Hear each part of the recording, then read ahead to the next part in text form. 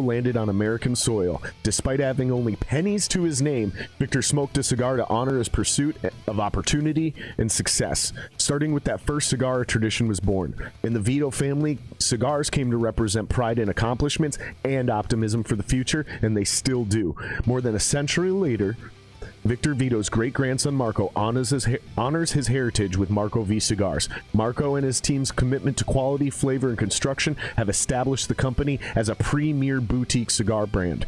Too often, with mass-manufactured cigars, you don't get what you pay for. With Marco V Cigars, we deliver a perfect smoke every time. Go to www.marcovcigars.com to check those guys out now. This episode of the podcast is also sponsored by, every episode of the podcast is sponsored by Tone Vault Audio and Media. Tone Vault Audio and Media was formed as a recording studio business by musicians in active gigging bands. Doing work over the years in multiple facilities as well as in a mobile fashion, simultaneously while performing and playing in live gigging bands. Tone Vault staff has the experience to know why quality, performance, and longevity of cables is important, as well as the demands needed for a great go-to top-of-the-line product for all your professional product needs, as well as live music applications. Go to www.tone-vault.com/JSE and use promo code 15SINGER to save 15% off your Tone Vault order, okay?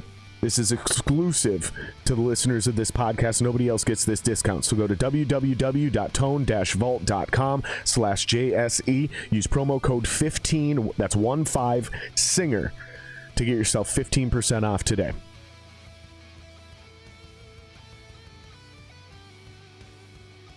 All right, and today's episode of the podcast is sponsored by Shooter Lube, America's best gun care system. The new technology that we have in the military-grade cleaning solvent has you cleaning your gun better than ever, you guys. Shooter Lube military-grade weapons cleaning solvent is odorless. There's no water. It fully evaporates, leaves no residue, no hazardous ingredients per the EPA, has a high flash point, non-corrosive, it does not freeze, and it's non-flammable. Shooter Lube Extreme Weapons Oil, guess what? That shit's biodegradable. It's non-flammable, non-toxic, 100% synthetic, low odor, non-staining, offers rust and corrosion protection, and it reduces wear and friction. Shooter Lube is also offering free shipping on all orders over $35 with a 100% money-back guarantee. So go to shooterlube.com to join the revolution and use promo code SINGER to save yourself 15% on checkout. Today's episode of the podcast is also sponsored by Werner Elements. Werner Elements is your partner in growth. You guys need a website, you need social media, and some way to best represent yourself these days to break out from the crowd. Listen, we can help you do that. Whether you're just starting a business as an artist to showcase your talents, maybe you're a podcaster trying to get the buzz going, we offer websites starting as low as $400 and $800. Those are the base packages. Okay, we also offer weekly, monthly, and 6-month social media management packages. Let your business do the work for you, you guys. Whether it's a side hustle or not, let the business be efficient so you're not completely inundating your life with the BS, okay? Mention promo code SINGER and you're going to get 10% off your first contract, okay? Now, the other thing they're promoting is WeHost.Werner Elements. It's a hosting site, okay? So you guys can go to wehost.wernerelements.com and you can sign up for their premier package and use promo code SINGER, and you're going to get that entire premier hosting package for less than $100. That includes a domain registration, a year's worth of hosting, unlimited bandwidth, unlimited emails, unlimited server space, everything you need. They are going through some changes. They're going through some upgrades, but no matter what happens, you guys, you can always be guilt-free because it's a carbon-free footprint. Or what are they calling it now? Carbon neutral? Whatever. It's a silly deal, but that's what it is. My guest for today, you guys, is Jeremy Mathison, and I am super excited to have him come on. Jeremy Mathison is the original founder for a company called Broken Clock Brewing Cooperative. They're a brewing co-op. It's a fucking brewery, you guys. Jeremy Mathison is the original founder for Broken Clock, which is a brewing co-op. Whatever. You guys get my point. I have a lot of respect for this dude.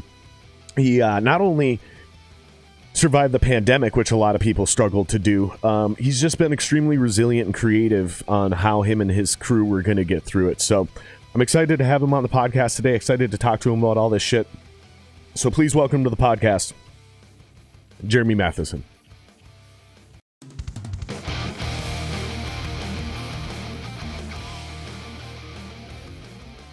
Yeah, see, I told you there's like 10 minutes of ad reads there.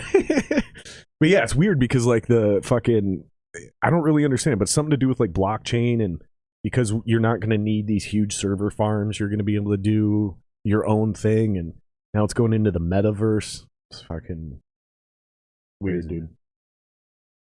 Well, I appreciate you being here, Jeremy. Well, thanks for having me. I'm very excited to have you on this very fine afternoon. Fucking still cold out there. Cold as hell. Is it cold? I haven't gone outside today. Consider yourself lucky. I can always tell when it's cold though because of the temperature down here. So like when I need to kick on the extra electric heater over on the other end of the room, I'm like, now we know it. It's got to be brutal outside, or somebody left a window open. It's one of the two. Yeah. Well, and these swings this year have been ridiculous. Yeah, pull that a little closer back to you. It'll be like 30, 35, 40 degrees and okay, and then just dip to like -3 or 4, It's like, what the hell, man? Dude, and it's creating so much ice. Like I've got a 2-inch thing of ice in the backyard because everything melted one day and then it went sub-zero the next. Yeah, and if you're not on top of it right away clearing it, you're screwed. Yeah, and like what are you gonna do? Like go shovel slush? It was literally water at the time. Yeah. And I would have had to be out there all night, like almost with a sump pump. There's no way I would have been able to get in there. Because scoop your slush out of there, more just comes in to fill the void. Pushing it with like a squeegee or something. You're like, forget this, man. Oh man. Yeah, Minnesota's a wild place. But it is still a milder winter than it was a couple years ago. You remember that one? True. -40. True. Oh, dude, that was fucking brutal. That was when the seed was officially planted for me. I was like, all right, let's look at buying some real estate in Texas, babe. Well, I used to live in California, Colorado, Utah, and especially when I lived in California, I was like, man, I really miss the seasons. Took me about one winter here, then I'm like, I really don't miss the seasons. The seasons are overrated. So are you originally from Minnesota and moved out there? Yeah. What made you go out of the state in the first place? Business, honestly. I moved to Detroit right after college and lived out there for a while, started my own business, and then just eventually migrated west, and So before the podcast, we were talking about marketing. Did you go to school for business and then you just had to take some marketing? No, I went to school for marketing and got a really cool internship with a marketing company and ended up kind of having this feeling like I can do this better myself. I've always kind of had that mentality, and I was like, fuck it. Moved out to Detroit because that was one of the markets they were entertaining moving into, and I was like, well, if I think I can do this better, I might as well just go try it. In one of their markets. Awesome. And where they had identified a void. So I was like, okay, whatever. That's great. Moved out there and then learned how to fail very early. What does that mean for people that don't know what that means? Learn how to fail? Yeah, because that's a big one that I subscribe to, but I don't know if I can explain that without going on a long rant. Yeah, well, for me it was, I knew, what to do, right? So to go out there and to start it, for me, I got really complacent with what needed to happen. Like I never really took the time to build a proper infrastructure or anything like that, and just set a whole bunch of things in motion, but ended up being a massive failure because of all those things. And what's great about it is what you can learn from failure, right? Like you learn probably 100 times more from failing than you ever would if you just hit lightning in a bottle once, right? Because it's pretty hard to repeat. Right. So it's pretty interesting, isn't it? Yeah. When you think about it that way. Yeah. Like fucking up teaches you so much more than succeeding. And it humbles the hell out of you. Yeah. Like I'll never forget coming back and just being like too embarrassed to move home. Like I literally lived in my car for like a week because I was too embarrassed to tell my family and move home. No shit. Huh? And so what was your plan? You were going to try to get a job before you told them? Yeah, basically, yeah. Well, and that's what happened. I got a job with another marketing company in California, moved out to LA, and just played it off like got a better opportunity. I was never back home living in my car. I came straight to California. Yeah, so why'd you leave Cali? Well, I left Cali the first time when I just got burnt. Like, I got burnt out working in the corporate world, working for an advertising company. I was like, this isn't for me. This sucks. Moved out to Colorado to be a ski bum. I just wanted to ski. Used to do it. Yeah. So I did that for a while and just realized that the corporate world really isn't for me. Got a part-time job working at this dog boutique, making like whatever, $10 an hour or something like that. But I could bring my dog to work, right? So I was like, that's pretty cool. What were you doing? Awesome. Teaching ski lessons. Well, when I first moved out there, I worked for Valem, so I was teaching ski lessons, and which was awesome, right? But you can only really do it seasonally. Like in the spring, summer, you got to do something else, unless you go to New Zealand, which a lot of people did. I just never, like, I went for one season. I was like, Isn't there parts of Colorado that have skiing year round though? Not really that you can do it year round on like there isn't resorts that are open year round. Like there's definitely skiing year round. Like we used to do a lot of skiing year round. Is it but just it was like all backcountry? Yeah. Okay. Yeah. Dangerous shit. Yeah. In the mountains. Yeah. Fun stuff. Yeah. The stuff that I actually enjoy doing. So I got a job working at a pet boutique. Yeah. Found out doing what? Slinging dog treats to tourists, man. It was awesome. Like that's all they like when you go on when these people go on vacation, because they're going to Breckenridge and Vail and these places where you make it, right. Like it's expensive to go there, and they all have dogs, and so they feel super shitty leaving their dog at home. They just spend a whole bunch of money buying treats and stuff, right? So I did that, and then found out really shortly that the couple that owned it were really looking to expand, and that was where I was like, oh, well, here's an idea. And I just started working really closely with them, and then they realized that I had a skill set that really they didn't have. Mm-hmm. And so I got really, really fortunate in the sense that they allowed me to kind of buy into the company and expand the dog company. Boutique company. Yeah, no shit. Yeah, well, our plan was to open up 30 to 50 stores across the country in tourist towns. That was our whole. That's what we wanted to do, right? Because we're like, oh, clearly this works here. We should be able to repeat this. And so, yeah, we expanded. I went into Utah, Colorado, and then California.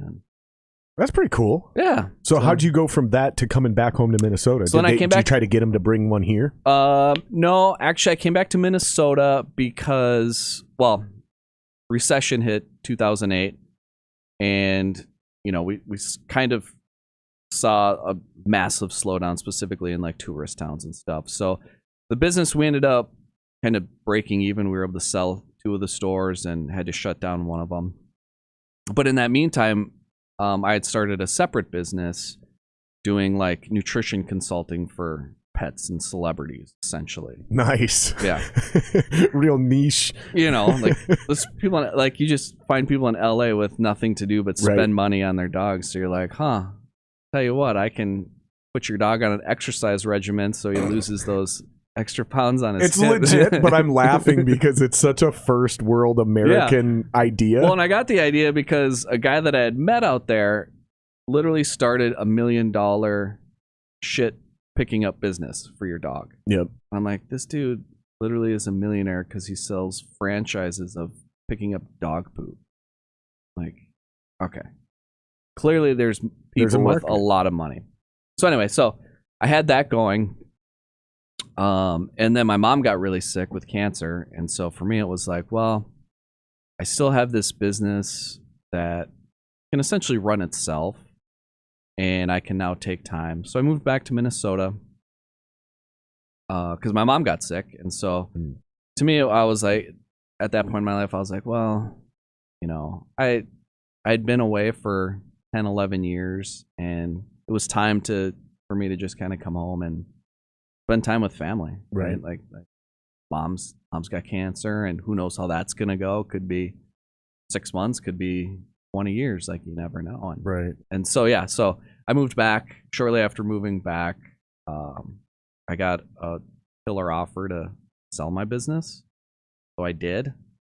And yeah, back. So you've been pretty fortunate in that world where you were fairly successful business-wise. You just didn't love what you were doing, so to speak. Yeah, I think so. I mean, I had thought about continuing the dog business here in Minnesota, but like politics, like do you think politics are difficult in areas like the dog food industry is fucking crazy when it comes to politics, man. like yeah. I don't think anybody would conceive that as a possibility. Like seriously, these big dog food manufacturers like Procter and Gamble, I mean, they literally make the rules when it comes to dog food. So if you're trying to like make it as a small business selling dog food, forget it. Especially if you want to go healthy, get it, man.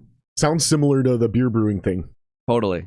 Like you want to do this, but at the end of the day, there's 2 now. It used to be 3 major corporations that are essentially deciding the fate of the industry. And if you fuck with them, or you go in a direction that starts stealing their market share, they'll just fucking sue you into oblivion. Yeah. Or they'll buy you out. Well, yeah. Money is really all it takes. And whether they're right or wrong, it doesn't matter. All they have to do is play out, right? Keep pushing it along. Because eventually you're not going to be able to spend as much money as they can. Yep. And then they win. Yeah, and it's kind of ironic, too, because I feel like the rhetoric is that corporations make too much money and they're too powerful. So there's this groundswell of trying to kind of either regulate them harder or tax them heavier or whatever, because it's perceived that every corporation out there is evil and making too much money. But like the majority of corporations are actually small businesses. And ironically, they raise the taxes and the expenses of all this shit, thinking it's going to give the little guys an easier shot. But in reality, it actually makes it even harder. Yep. They turn it into things where only the mega corporations can be profitable. It's super frustrating. Well, it's because they let them make the rules, right? Right. Like at the end of the day, the reason why lobbyists exist and are so successful is because they're able to just influence law. Right. In a way that benefits them. And so, say, okay, let's pass this tax and that tax. And the reality is we're the ones paying the tax because we can't afford to pay someone enough money to go through a $73,000 tax code and find the loopholes that would allow us to benefit from it. Right, exactly. And that's the thing is there's always a loophole. And when you make them harder and harder to find, you just make it to where mega corporations with accountants and lawyers on staff are the only ones who can afford to figure it out. Or you just push these mega corporations so where they're like, you know what? I can just move my operation overseas because it's cheaper to just import my product at this point. Now they're taking jobs with them. Mm-hmm. And guys at home are like, it doesn't make sense for me to even try this because I can't afford. I can't afford to compete. And it's crazy, dude, because this is even true at the mega level. Like the reason Fox sold their shit to Disney is because they said we can't compete. We're literally not big enough to compete anymore. That's fucking Fox, dude. They had X-Men and all these other superheroes and a whole movie industry. They were like, we can't compete. That's insane. That's fucking Fox. Who's bigger than Fox? It's wild. Yeah, no, it is. It's the craziest thing ever. Like, man, forget small business. Tough. Like, it's a hustle. Yeah, and Minnesota's one of the worst for that as well. Like, they're just not friendly to it. And yeah, I just think it's really interesting because if you have a great idea, you might be able to make 30, 40 grand a year doing a small business in a little niche. But as soon as that thing takes off and you have to start hiring on real staff and expanding that to a real level, debt. It's take on a massive amount of debt. Exactly. And somebody's got to underwrite that debt and take those loans out. That's the owner of the company or the CFO, whatever, right? So now there's a huge, usually guys have to mortgage their own personal house, in order to get something like that. So then you start dealing with these situations where, okay, that business takes off. And that is what people don't realize is that business owner that did that, right? He was probably working 60, 70 hours a week to get it going in the first place. Then to reach that precipice, in order to take that next step, he had to mortgage his house. put everything on the line. Now, all of a sudden, the company's taken off. This guy makes $500,000 a year as the CEO, as the owner. And people are going, you're greedy and you're not paying your people fairly. It's like, do you guys have any idea what I sacrificed to get here? How much risk this was? Yeah. You're damn right I'm taking $500,000 a year. Because then I can sell my business, whatever I want to do. But I got enough sitting in my hopper now to where I'm never in that position to begin with again. Yeah. So jumping off of that and all the success you did have, because it sounded like you were fortunate. I don't like the word lucky. Super fortunate. Lucky it's a bullshit statement in my mind, right? I do believe in bad luck, but I don't believe in good luck, because good luck is nothing more than preparation meets opportunity, right? That's my personal opinion, and we can break it down. I do believe in bad luck though, because there's plenty of little 5-year-olds who get hit by stray bullets, during drive-bys and shit like that. So I do think bad luck's real, but good luck, no. It's just because you have to be able to take advantage of those opportunities. Even like Joe Rogan, they'll say, oh, he got lucky. The first 2 acting gigs he went on, he got both of them. I'm like, yeah, but he had to be prepared to get them. I could offer you an acting gig right now. If you're not prepared, you're not getting the job. Right. So or you're losing it really quickly. Right, exactly. Yeah. And we hear about that all the time where people, they cast a show and the pilot got accepted, but they were like, but this guy, no. And they have to replace that one actor because he just wasn't very good. This great idea, but this one guy. Yeah.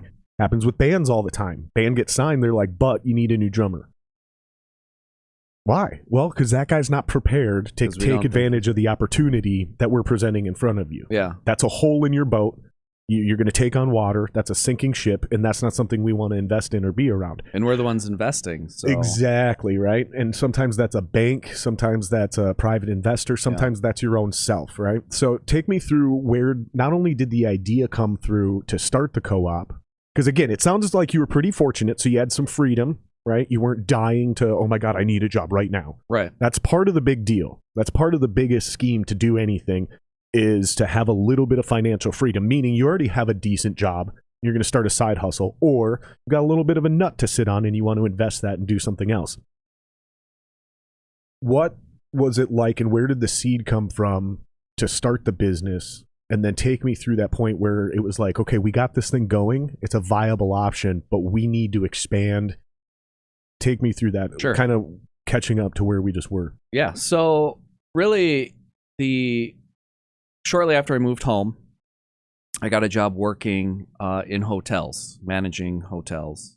And for me, that was a massive eye-opener in what it meant to exploit employees and exploit people's labor. Really? Why is that? Oh, absolutely horrible. Because managing these hotels, all I can do is I just have to follow orders. You do this, you do this. Here, I'm going to adjust this. Keep talking. So I've got employees that are making, $10, $11 an hour, but we're working them to the bone. We're making them work every shift because hotels are a 24-hour business. On top of that, we're bringing in people, J1 programs that don't follow the same labor laws, so you can work them more hours. What's J1? It's like a visa program where you bring people from other countries to learn hospitality. Okay. And so it was just this massive trap of exploiting people, and it was who do you think got the J1 policy pass? Is that Hilton himself? Probably. Or was that Mr. Hyatt? Mr. Marriott. Mr. Probably. Marriott. Yeah. But it was ridiculous, and so I was like, man, it was just draining for me to see how much the employees hated being there, but that's why all the cleaning women are Mexicans at hotels. Yeah. And I'm not being racist when I say that. They're all Latin American women. Yeah. All the cleaning women at hotels are Latin American. That must be why. Could be, yeah. But so for me, I was like, man, this is not something I'm comfortable with. This is not I don't know. So it was like an ethics issue? Yeah. And so you didn't feel comfortable ethically being a part of a machine that was exploiting people, basically, is what you're getting at. People bringing me ideas that I can't bring to the table because when I do, it's just shut down. So it makes them feel even worse. And so, I had always had conversations with a buddy of mine who also worked in a hotel, and we both would just sit in the lobby sometimes and be like, man, this is what are we doing? We should do our own thing. And so we immediately decided that we were going to start some sort of business. We didn't know what, but it was going to be something that was very employee focused and focused very much on people. And so spent a little bit of time sort of thinking about it, and then just doing a little research. I'm like, well, why don't we start a co-op, right? Really, either an ESOP or a co-op, something where... What's an ESOP? Employee owned. Oh, okay. So the only ESOP I know is fucking the booze thing, extra special old pale or whatever the fuck it is. You know what I'm talking about? They're talking about like brandy and shit. Yeah. No, not that. I mean, so ESOP is employee owned. Yeah, so an employee owned business. So, and what's the difference between that and a co-op then? Well, co-op is owned by more than just the employees. Gotcha. Okay. Whereas an ESOP is just a purely employee owned. Okay. So, like New Belgium used to be completely employee owned. Deschutes, familiar with their beer, they're employee owned. So that was my idea. Was like let's just do something where actually people own their labor. They own the right to their own labor. And so we're like, okay, sounds like a good idea. And so one day we were at Grumpy's in Roseville watching the NFL draft, and this was like a tradition that we would always do, is watch the draft. And I came up to him and I was like, hey, so I've been doing some research, I've been thinking, I've been looking around, and what do you think about doing a cooperative brewery? First he's like, what are you talking about? And I'm like, yeah, let's do a cooperative brewery. I'm like, honestly, like half the time we have these meetings, we're sitting in breweries, so instead of spending money, we should just make money while we're drinking beer, like brilliant, naturally. And on top of it, like beer, is there anything more communal than like beer and bars and like what brings people together, right? 100%. And I'm like, plus from what I'm reading, like it's kind of a popular model in Europe, so why not try and repeat it here? And so he's like, had the microbrewery boom already happened? Yeah, it was kind of really just starting. Well, I shouldn't say just starting. It was growing exponentially. It hadn't topped out yet. Yeah, it was starting to really exponentially. Because there was a time just shortly, not long ago, where people, like consumers were like, there's too many fucking breweries now. Yeah. Stop building them. There's too fucking many. I don't need that many IPAs. Yeah. Like, well, no, yeah. And we can get into issues surrounding that, but it was mostly quality issues. But, you know, really what, for us, we're like, this is perfect. So started doing a little bit of research, realized that there was only like 3 or 4 in the entire country. So we're like, okay. Like real brewing co-ops. Yeah. Like true co-ops. And Fair State probably wasn't one of them yet. Fair State was they had either just opened or were very close to opening. So they were very much in the beginning stage. So they're like the only other co-op in the city, right? In the city, yeah. Yeah. There's a couple more in the state, and so as we're going through this process, I'm learning more. I'm reaching out to every co-op. And previous to that, I had done some consulting. And so, you know, I'm not used to getting useful information when I reach out to quote unquote competitors. But what I found that was amazing was all of these co-ops were completely opening their doors to the entire process of what they were doing and how it worked. And I ran into the exact same thing when we were trying to start the hop business. Yeah. Mighty X gave us their entire business plan from the ground up, like literally PDF'd their entire business plan to us. They were like, feel free to just copy it, tweak it, do whatever you want. Yeah. Like, what the fuck? Yeah. I'm telling you, the beer industry is so amazing in that regard. Like, yeah. My dad and my brothers were like, why are these guys helping us? And I was like, because they're fucking cool, dude. Because they thought there was something, I was up to something, right? There's like, how'd you get this? I was like, they just gave it to me. They're like, why would they do that? Right. We're trying to compete with them. I was like, not really. Like, we're not really competing because these things either stick to like regions or areas, or there's too much business that they can't take advantage of. There's a million reasons. Yeah, you can always, So, guys do collaborations together. I've seen breweries team all up the time and release one where it's all the time a mutual thing that they both. If we're in the middle of a brew day and I realize I'm short 22 pounds of hops, I can just call up any other brewery that has it and they'll hook me up. That's cool. Like, it's crazy.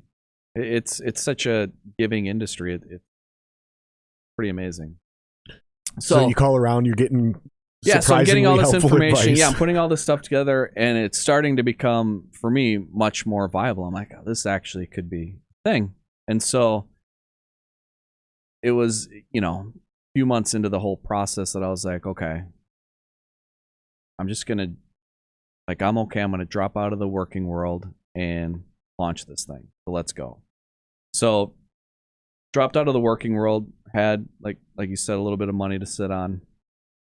Got a chance to go around to some of the other co-op breweries in the country, check out their operations.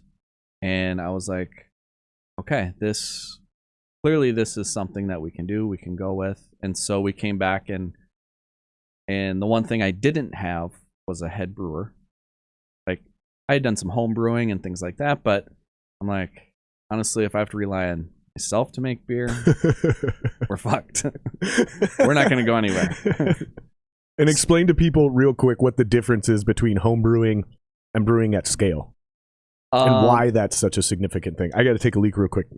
Just talk to that camera. Consistency, for one, is the big thing, right? So when you're a home brewer, you're sitting and dealing with a very small amount of ingredients, and so everything changes all the time. So even if you're one of the best home brewers, your consistency isn't always there. There's always something that can be a little bit off, a little bit different.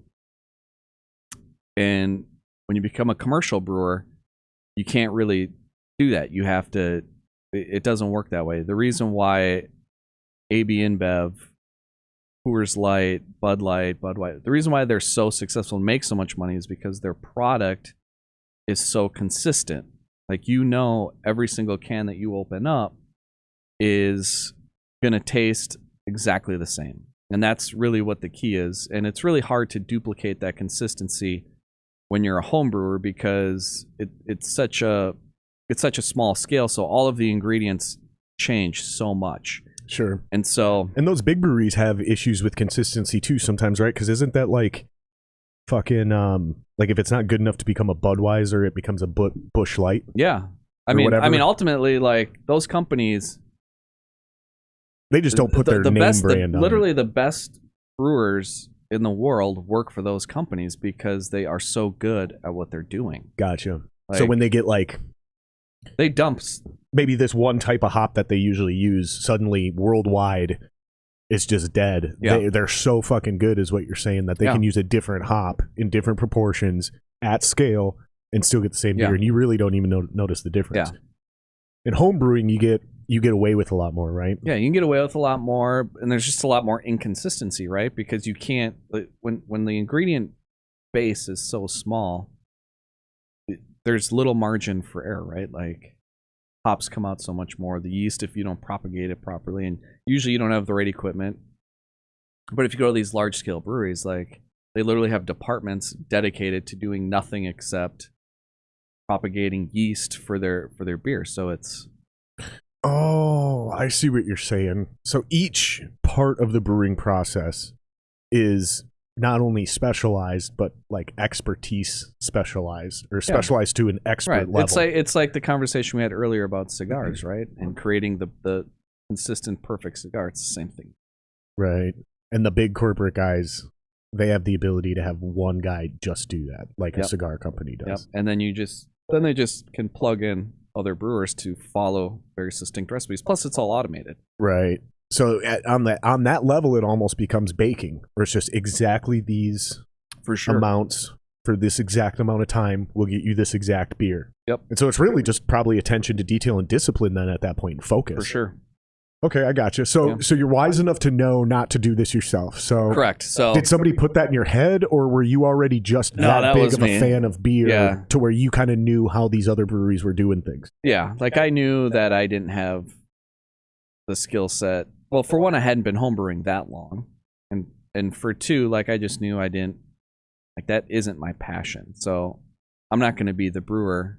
You're a businessman, passionate about it, right? So got super lucky in that, a few months into this process, and now I have a business plan written, and we've even shot our first, like, promo video, which was awesome. Actually, it was a failure, but it was terrible. And what made it terrible? Did you try to act in your own promo? It was like, it was like editing was so bad, and we didn't know anything about sound, and camera angle. Like, Yeah. we thought So we were all the things. yeah. This video is gonna be really funny, and we went through all this, and it was awful, and it still sits on my YouTube page hidden from, and maybe someday I'll break it out to the highest bidder, but for now it just sits hidden. So yeah, we had all these things created. We had the business plan put together, and we were ready to kind of launch this thing. And I was at a happy hour with some friends, and one of the friends we were with had brought a coworker to this happy hour, and we were drinking, and he was telling me this, how he dreamed one day about opening his own brewery, because he was a decorated home brewer, had won awards, and this was kind of the next step in his because explain that to people, man. They're in this town, there was home brewing had become such a thing here, a thing. There was 3 or 4 different places that sold home brewing supplies. 1 or 2 of them fell right away or got bought out or whatever by the other guys. So there was like Home Brew or something like that up in Blaine or whatever the fuck it was, and then Northern Brewer, and there was 1 or 2 more for a while. But more importantly, there were competitions. Yeah. And some of these guys got their beers picked up by legitimate breweries. They were, super intense, like high end. I had a couple guys tell me, like, I was getting so good at home brewing. They're like, dude, you need to join these. Like, you will probably win one of the categories. Yeah, join the clubs and do it. Yeah. I encourage all of our brewer members to do the same thing. But so this guy was a decorator. He'd won several of them. Yeah, so and so I was like, okay, well, we've got this pitch that we're doing to about 30 or 40 of our friends and family to just kind of pitch this idea of a co-op brew, because even today people don't really know what a co-op is. Like, it's a concept that's just very unfamiliar. Yeah. And so I was like, hey, why don't you make some homebrew and bring it, and we'll have people try it. And also for me, I was like, this will also give me a chance to try it and see, if you're any good, if it's legit. And so, I mean, you knew he was good. You knew it was legit because he was winning competitions and shit. Yeah. If it's what you wanted your company to be putting out, right? Right. And so he brewed 3 beers, brought them to this thing, and literally everybody loved the beer. Friends like, oh my god, this is great beer. I can't believe this is home. How many did he bring? 3. Did 3 different beers.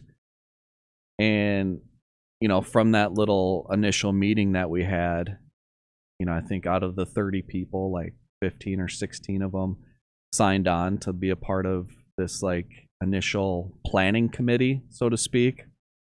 Sure. And that's kind of how the company itself was born. And you found your master brewer. And we found our brewer. Yeah. That's pretty sick, dude. So yeah, and so from there we incorporated ourselves, and then literally to raise money, because we're a co-op, right? So we're a community-owned business. We literally started recruiting members by throwing house parties, giving away free beer. No shit. And that's how we got people to sign up for the co-op and got some money. So, that's genius, dude.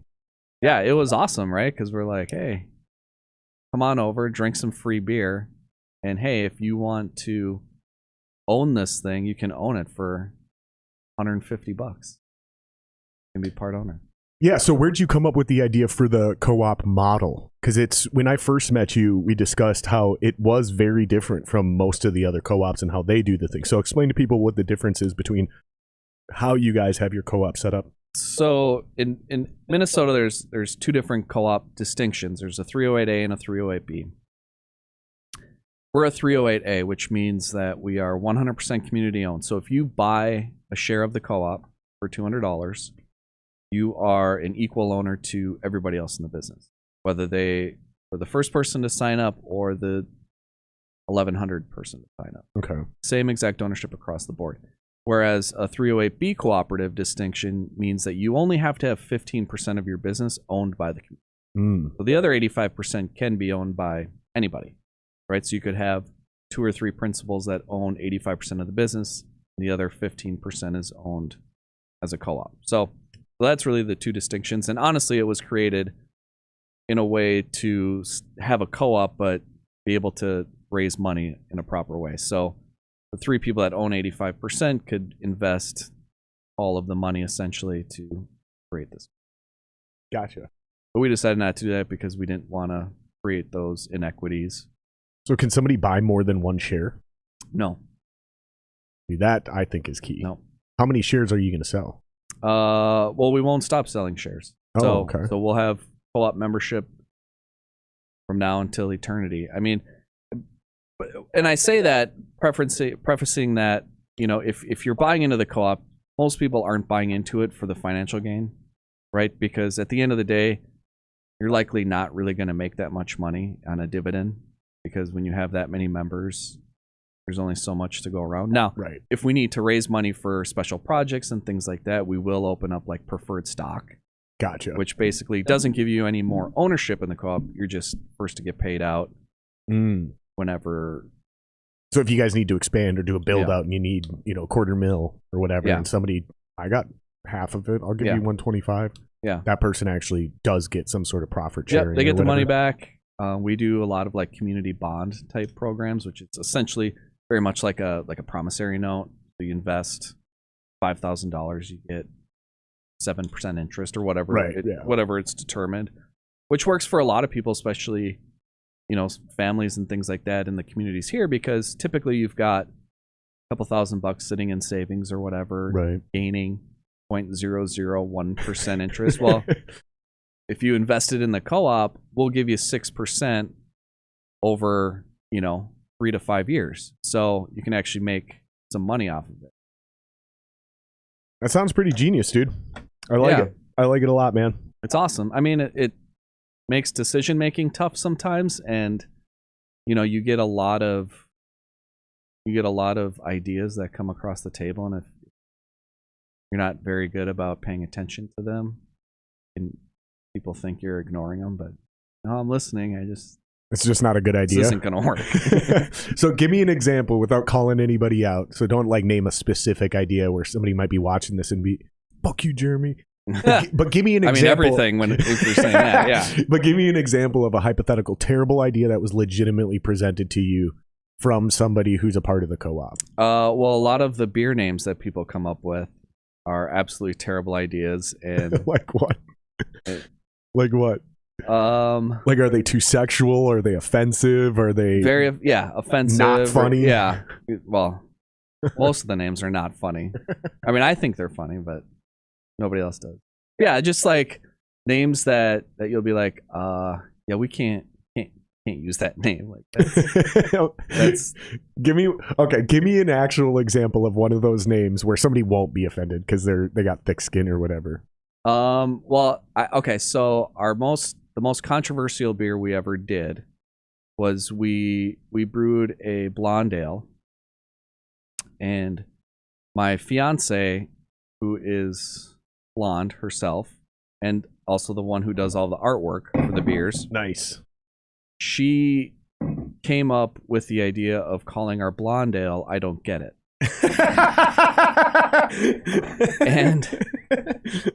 and so at the time I was like, oh my god, that's really funny, that's cool. And she presented it and the whole staff was like, okay, yeah. And we signed off on it, and then we launched it, and it was like this massive backlash. Like one of our members got super upset, understandably, but like started accusing all the men of coming up with the name and all this stuff. And of course, then I get all defensive. She gets all defensive because I'm a blonde woman and I came up with the name. Right. And my wife's blonde. She would have thought it was hilarious. Yeah. So it was like, so we obviously had to backtrack very quickly, rename it, change a whole bunch of stuff. But yeah, stuff like that, right? Like I think, but then you look at like Fulton, right? Like Fulton has a beer called Lonely Blonde. And I don't know the exact reason why. I'd have to ask Ryan why they named it Lonely Blonde. But the whole idea is you go to the bar and you order a couple of Lonely Blondes, right? But when you're not a co-op, you can get away with stuff like that much easier than you can. Sure. When you're trying to serve the interest of 1,100. So, yeah. So it's a different path you have to walk. But So let's try one of these bad boys. Which one should we try? well, it's up to you. I mean, depends on what you're into, right? So you brought 6 different ones. Yeah. So if you're into dark stouts, we've got Code 3, which is a chili pepper stout that we did with Firefighters for Healing. So the other cool thing about being a co-op is we get to work with a lot of nonprofits, and we get to do a lot of really, really cool projects. So this one we did with Firefighters for Healing, which is a nonprofit that works to help families that have children that are victims of burn trauma. Really awesome organization. Right now they're building a facility connected to HCMC, because HCMC is the #1 burn trauma hospital for kids in the entire region. Yeah. So they're building this really cool facility so that families, when they come, don't have to worry about anything. There's a place to stay. There's all this. So some of the profits of that, I assume, go to that fund. And so then this is our Graf beer, which is a cider beer hybrid. Really? Yeah. Tastes like apple cider. That sounds interesting. Then Minnesota Vixen, which is the all-women's football team. Is that part of the lingerie football league? No. They're an actual football league, like a legit football league. I mean, not to say like lingerie football is not legit. It is. Those bitches are crazy. Have you seen those clips? I haven't. It's violent, dude. They're fucking each other up, dude. Really? Seriously, these chicks are playing real football and they're fucking each other up. The only difference is their jerseys don't cover their tits.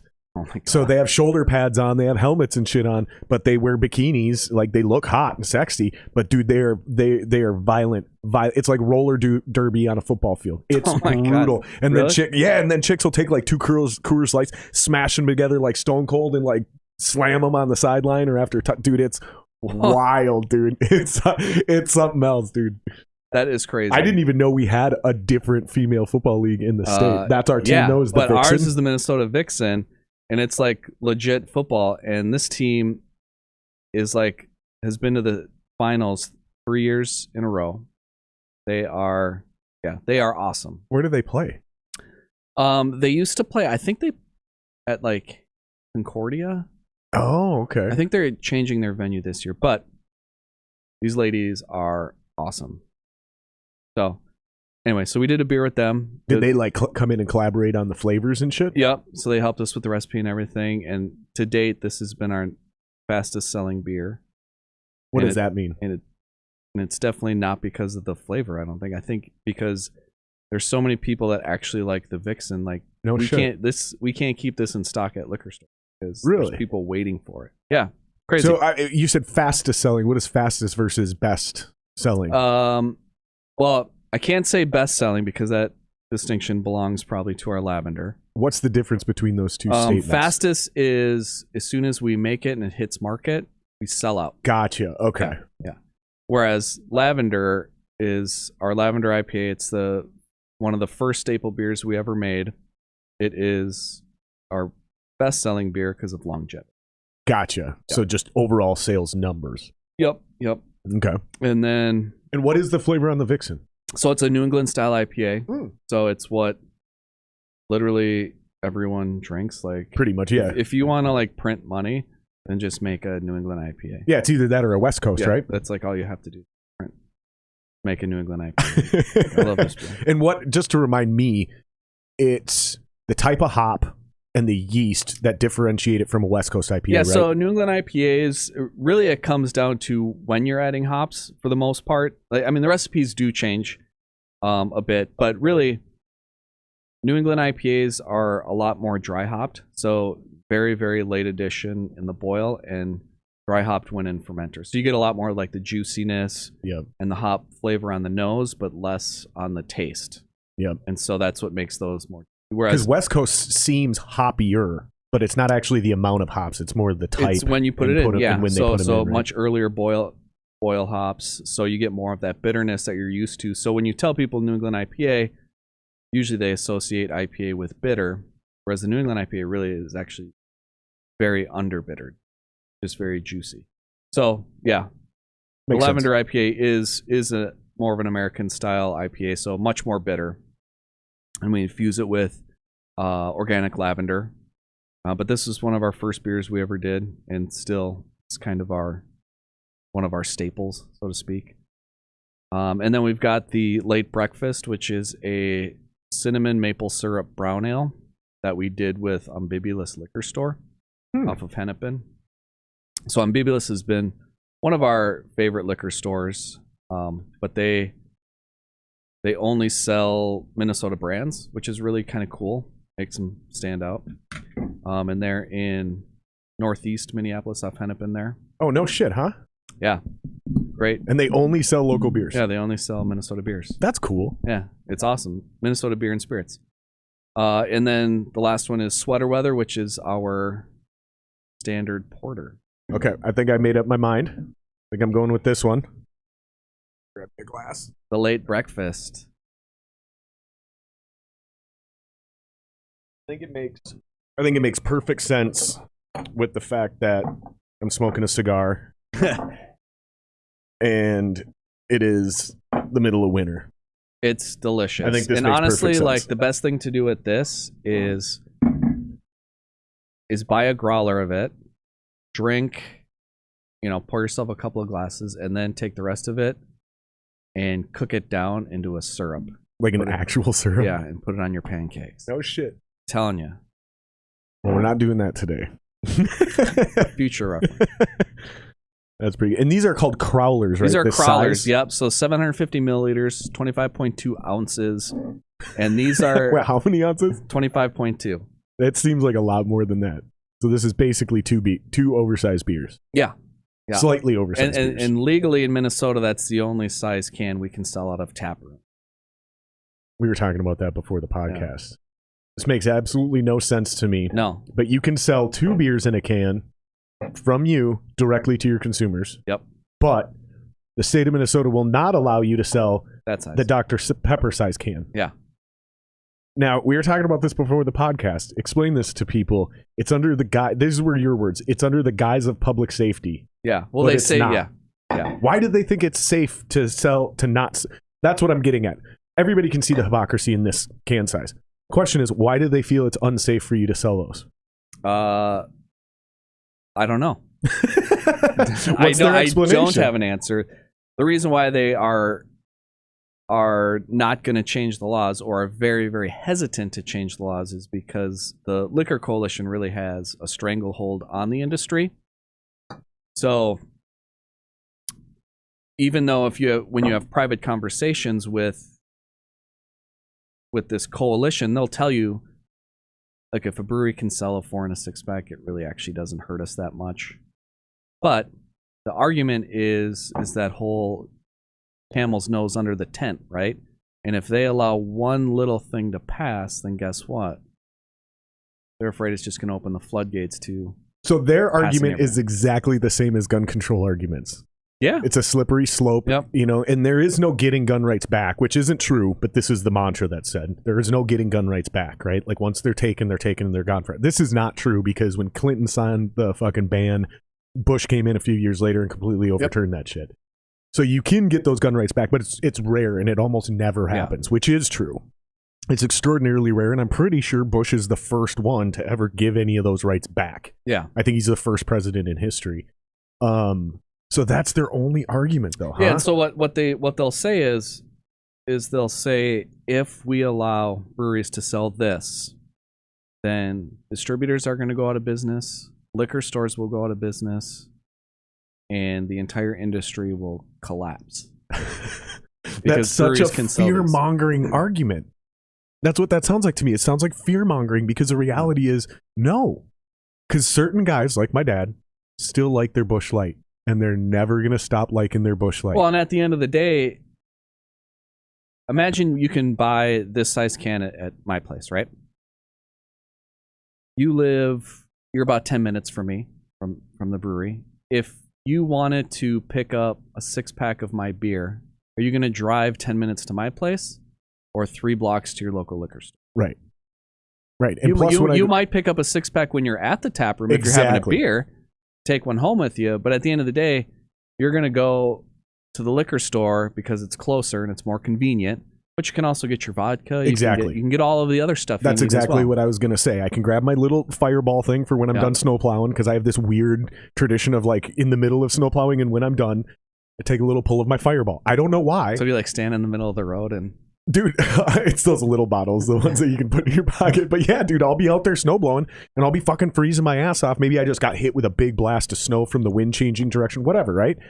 I'll fucking stop for a second. I'll unzip my coat, pull it out of my inside pocket, take a little bump of my fireball, put it back in, keep rocking. It's something I genuinely enjoy doing. My wife doesn't like beer at all. Yeah. She's a whiskey girl. So when I go to the liquor store exactly under the premise that you just explained. I want to grab my girl some Evan Williams or whatever. Maybe I want to get her something nicer. I'm going to go get a high-end whiskey for her, whatever. But I want to grab my fireball, and then I'm going to grab something for the podcast too. Oh, I need a light beer. I need this. Oh, shit, you know what? Broken Clock happens to be here in this one thing. That's where exactly. I'm all over the place. But 6 months, 9 months, a year ago, whenever it was, when I tagged you in that one random Facebook post, that's exactly what happened. I went to the fucking store to buy regular cheap beer for the podcast, which I still try to stay local. I forget, 3rd Street, I think, makes that MN Gold or whatever. It's basically like a fucking light lager. Yeah. It's super easy to drink.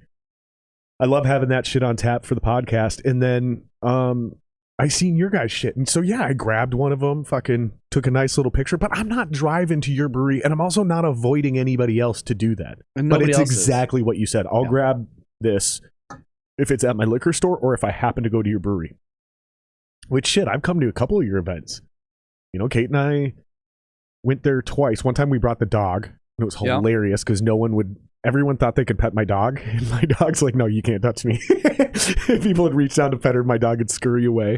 But I don't think we even bought any beer that day. I don't think we bought beer while we were there. Yeah. But So yeah, it just sounds like fear mongering. It doesn't seem like a logical argument. And that leads me to my next question, which is like, why do you think people think Minnesota is a liberal state? Because clearly we're extremely conservative because of laws like this. We just passed Sunday liquor sales. I guarantee you, even though Wisconsin, both Dakotas, and now it looks like Iowa and Illinois are all either in the process or have already legalized weed, Minnesota will be probably one of the very last states to do it. Yep. So why is it that we develop this crazy liberal reputation across the country, but if you live here, we are insanely conservative? We're the last to change. We're the least progressive when it comes to change, like true change, right? Like even sports gambling. That's going to take years and years before anything like that. And we're so short-sighted about it too, right?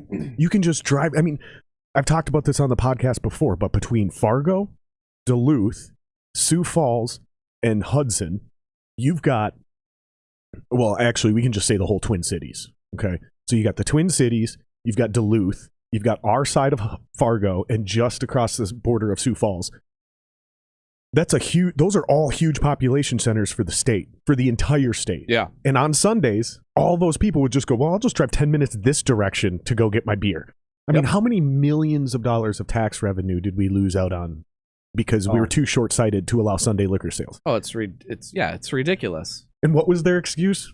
Buy your booze on Saturday or go to the bar. Yeah. It's like, fuck you. It's absurd. Who are you to tell me what I can do on which days of the week? They finally opened that up. And I just don't see this, other than living in the city, right? I just don't see this huge liberal mantra of, I mean, we're a huge pro-gun state as well. Yeah. That's not a liberal thing. You know what I mean? And you even see it in the state, like you kind of said this earlier, or in the city, sorry. You even said this earlier, under the guise of public safety, they make these incredibly dumbass decisions that a conservative would make. And it's a very liberal city council. So they're like, no menthol cigarettes because they're marketed to kids. I don't know where you all grew up, but menthol cigarettes are not marketed to kids. They're marketed to black people and women. Yep. So all you did is to alienated every black person and woman who wants to smoke cigarettes or menthols. And now they just go to the suburbs to buy them. Yep. How many thousands, if not millions of dollars in tax revenue is the city of Minneapolis now losing out on under the guise of public safety? You see what I'm getting at? These are not absurd. Progressive liberal ideas. These are conservative policies that boomers should be making, not people our age. Do you agree? Yeah, 100%. I mean, the only reason why gun laws are more lax here is because everybody that lives in the city likes to go hunting. Right. You have to open those doors, right? It's all about money. It's all about whose ox is being gored, right?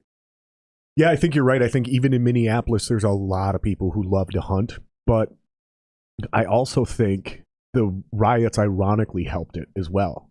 Because I know a lot of hardcore lefty liberals that suddenly are pro-guns when the riots came down. And that's another thing I wanted to talk to you about. Because I have a ton of respect for you based on your consistency of your arguments online. Yeah. Whether I agree with them or not, Yeah. you are fucking consistent, dude. You are not what I call a wishy-washy person. You're not a flip-flopper. You don't seem to pander, right? You have your principles and you stick to them for better or for worse. Now, coincidentally, For sure. they all seem to be morally good, right? Most Well, people. I like to think so, but it depends on who you ask nowadays. I mean, You were one of those people who was pro defunding the police. yep. But I don't think most people understand why and what your motivations were. I'm going to quick recap it from what I understood, and then you tell me where I'm wrong, okay?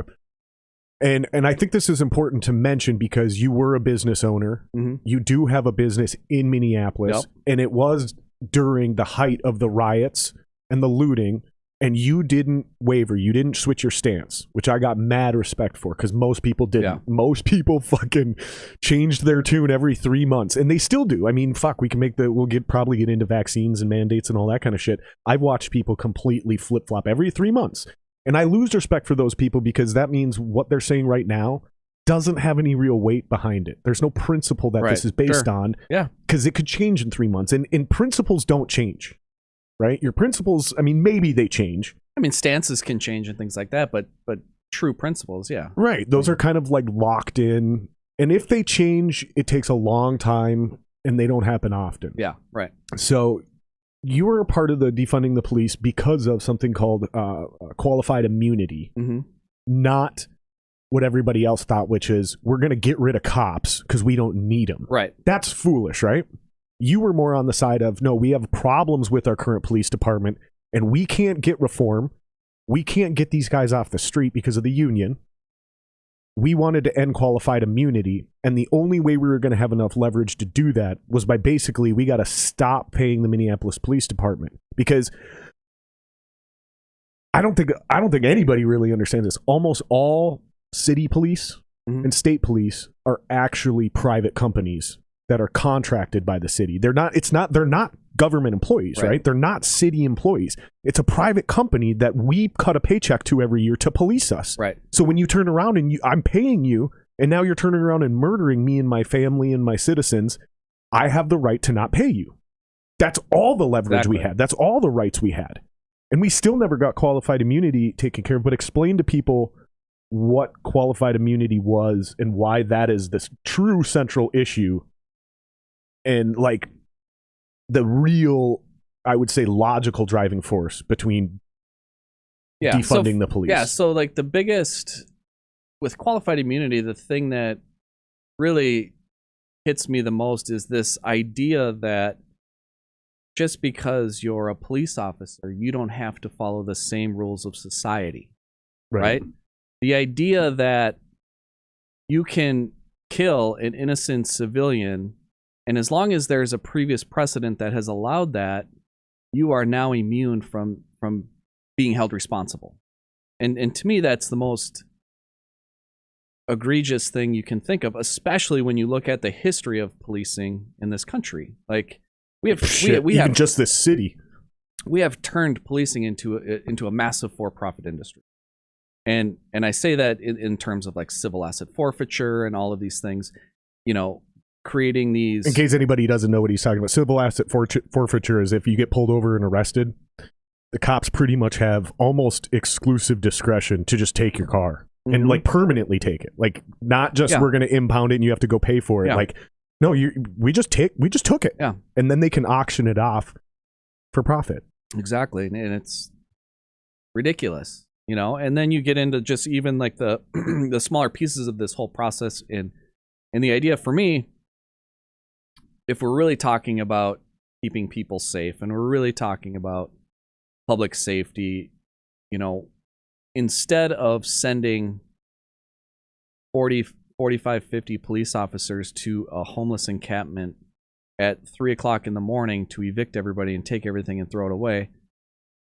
Why not reallocate resources? Like listening to all of these trials, right? So Derek Chauvin and Kim Potter, like listening and one thing that stood out to me in hearing these other officers testify about different things was the workload that they go through.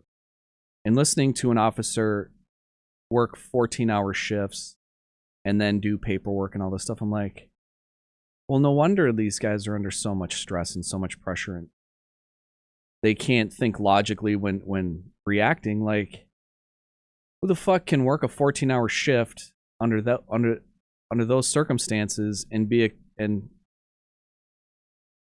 responsible? Like, it just does make sense to me. I'm like, what are we doing? I mean, think about it. Any job, if you worked consistently 14 hours a day, you're eventually going to get a little snappy with your coworkers. Right. Now imagine that you have to deal with the public. You see waiters, you see retail people get snappy.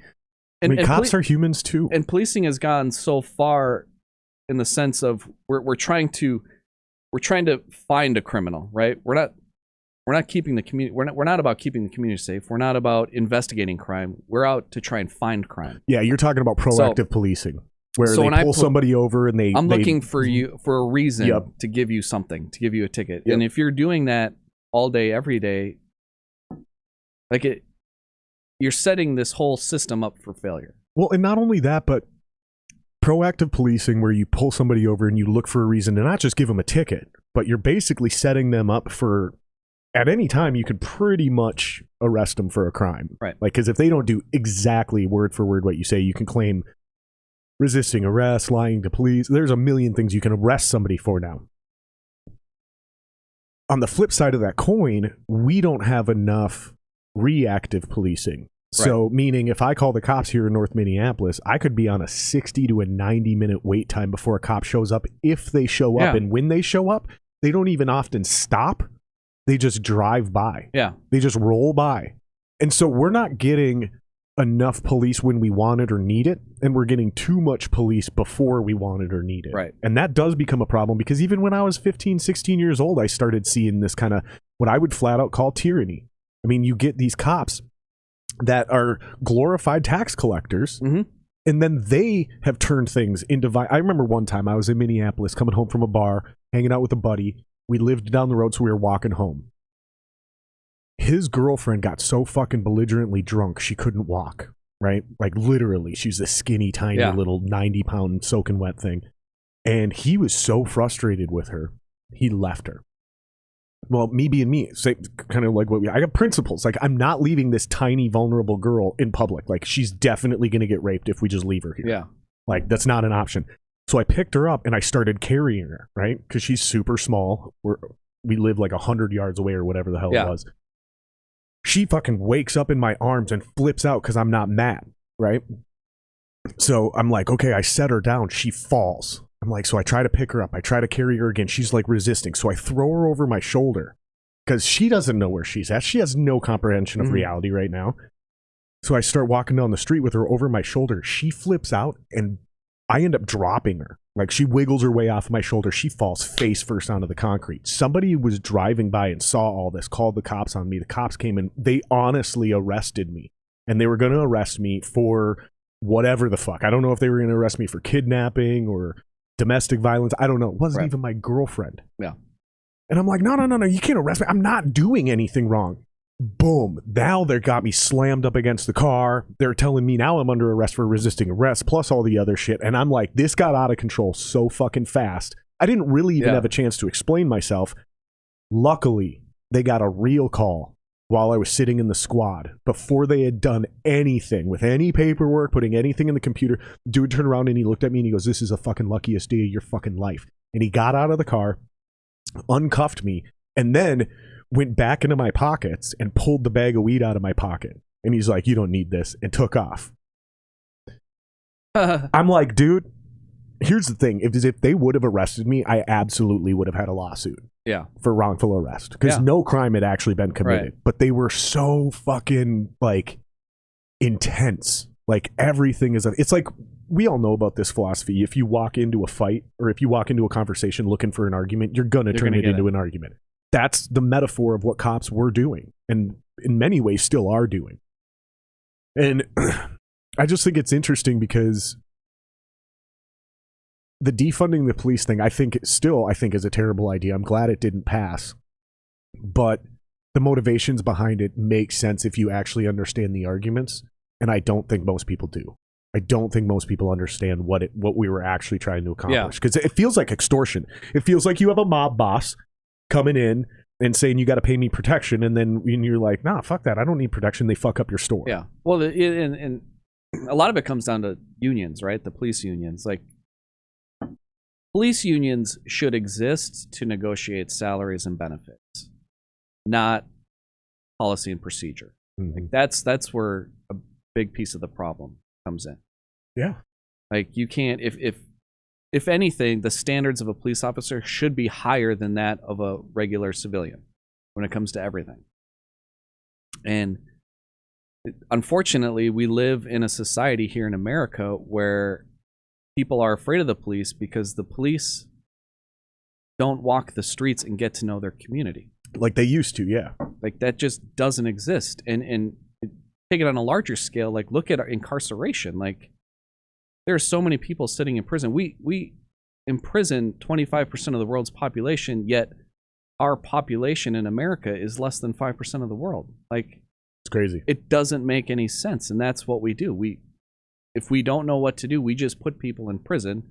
And unfortunately, what happens, especially if you're poor and underrepresented, you can't afford proper counsel. So a lot of times you force these kids to plead guilty to crimes that they maybe not even committed, but it allows them to at least get out of prison because they can't afford bail. They can't afford any of these things. And it's just like massive cycle. And to me, defunding the police is the idea of actually humanizing everyone and allocating resources that properly take care of the community instead of trying to find criminals within community. Right. Yeah, and it's one of those things where I think you kind of said it best, like, the cops should be held to a higher standard than a regular civilian. You know, I mean, our military is a great example. Mm-hmm. The military abides by a very strict code of conduct. They call it the UCMJ, the Uniform Code of Military Justice. And it's deep, dude. It goes deep into the code of conduct. Like, it gets into crazy shit. Like, you're not allowed to carry credit card debt. Yeah. Like, you can have a credit card with a balance on it. Right. But if you let that go into default, like, in the Code of Uniform Military Justice, as a bill collector, I'd cite that to the guy, and if he didn't pay it, I'd look your ass up. I'd find your CO, and I'd call your CO and be like, you know, your sergeant or whoever, he's got an outstanding credit card debt. That I would get a phone call within 30 minutes. Dude, here, paid in full. Yeah. Because they just got chewed out by their major or whoever their commanding officer was. We don't have anything like that for cops. If I kill somebody or am accused of killing somebody, I'm arrested immediately. There's an investigation done, and then there's probably charges brought, and then whether it's right or wrong, I have to prove that I didn't do that. It's supposed to be innocent until proven guilty, but it works the opposite way. However, with cops, it works the opposite way of that. Right. They are always innocent until proven guilty. You can almost never prove them guilty because of the qualified immunity thing, which is crazy. If you look into the language of what qualified immunity is, it gives cops so many outs. Yeah, it's insane. It's leeway across the entire board based on previous incidents that have happened. Exactly. Precedent. Yep. And they try to say some shit like, oh, well, yeah. No, listen, man. All we really want, and this is what I've been trying to explain to people, all we really want is if a cop shoots somebody, we want them off the street. We want an investigation done immediately. And if we find that there's something credible there, we want them charged. Yeah, 100%. And even... because that's how they treat us. I even take this from it almost like a humanitarian. Like, imagine anyone shooting somebody. Like, imagine the amount of shit that you have to live with having shot and killed somebody. You know what I mean? So for me, I look at it like, if a cop has to discharge his gun in public and shoot and kill somebody, that almost right there means we need to take you off the street for a significant amount of time because you're going to have to go through some serious therapy. I mean, you should have some sort of PTSD. You've literally yes, exactly. You've taken another human's, like, look at how many soldiers come back from overseas deployment that have had decades and decades and decades of training on combat and still come back fucked up. Yeah. And dealing with all of those traumas. Like, for a cop to discharge his weapon, kill somebody, and be out on the streets relatively soon, to me, is mind-blowing because you've completely neglected the fact that human life is worth something. Yeah. And we talk about this all the time. The Constitution protects criminals. Yeah. No, it does. It flat... True criminals, yeah. Like, even if you are a murderer or a rapist or whatever...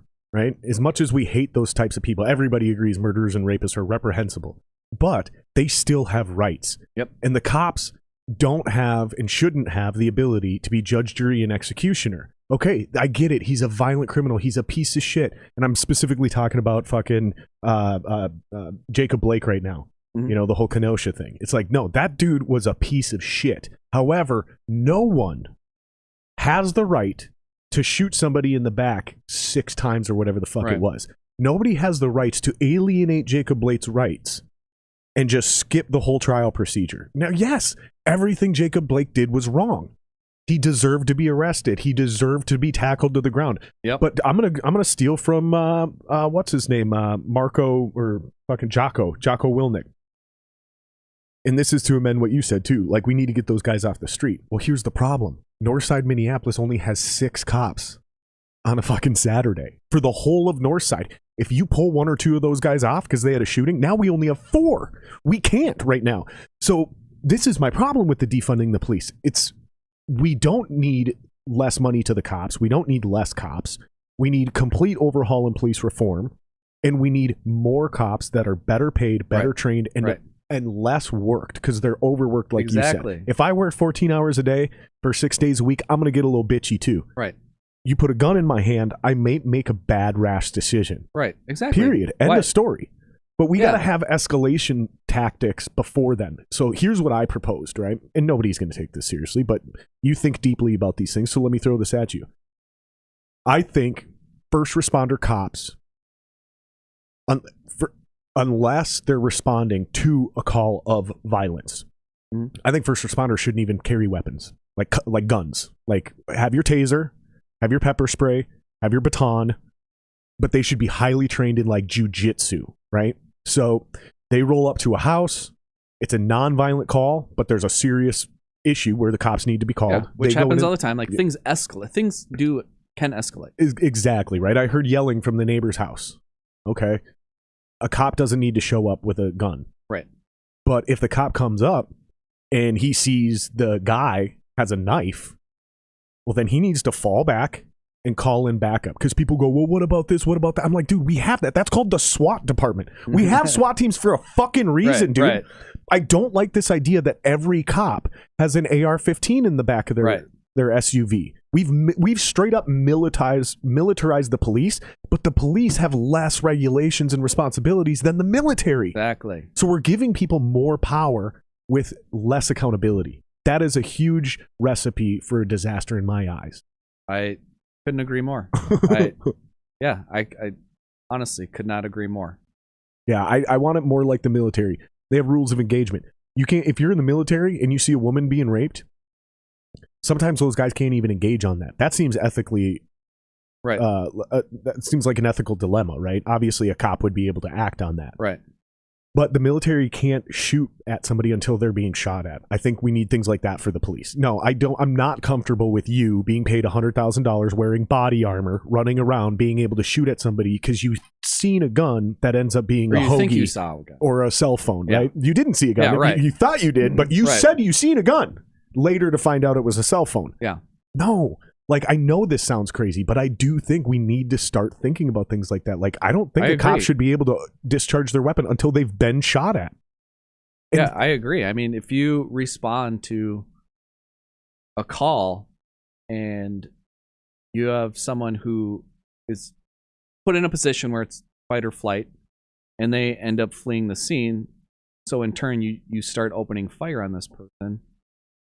Like, what do you know who this person is? You have their address. You know everything about them. Assuming it's all correct. Assuming correct, yeah, verified or whatever. But why put anyone's life in jeopardy by engaging in something over something as small as speeding or not using a blinker or headlight out or something like that? Do you hear about the one in Ohio? This is a famous case that we've all heard about, but now there's a documentary on Netflix. I think it's called like 126 shots or 128 shots. Yep, the backfire. Yeah, exactly. Yep. That's what I was getting at. No shots were actually fired. I just got done making an argument. You shouldn't be able to pursue until you've been shot at. Yeah. Well, here's a perfect example of how even that could go wrong.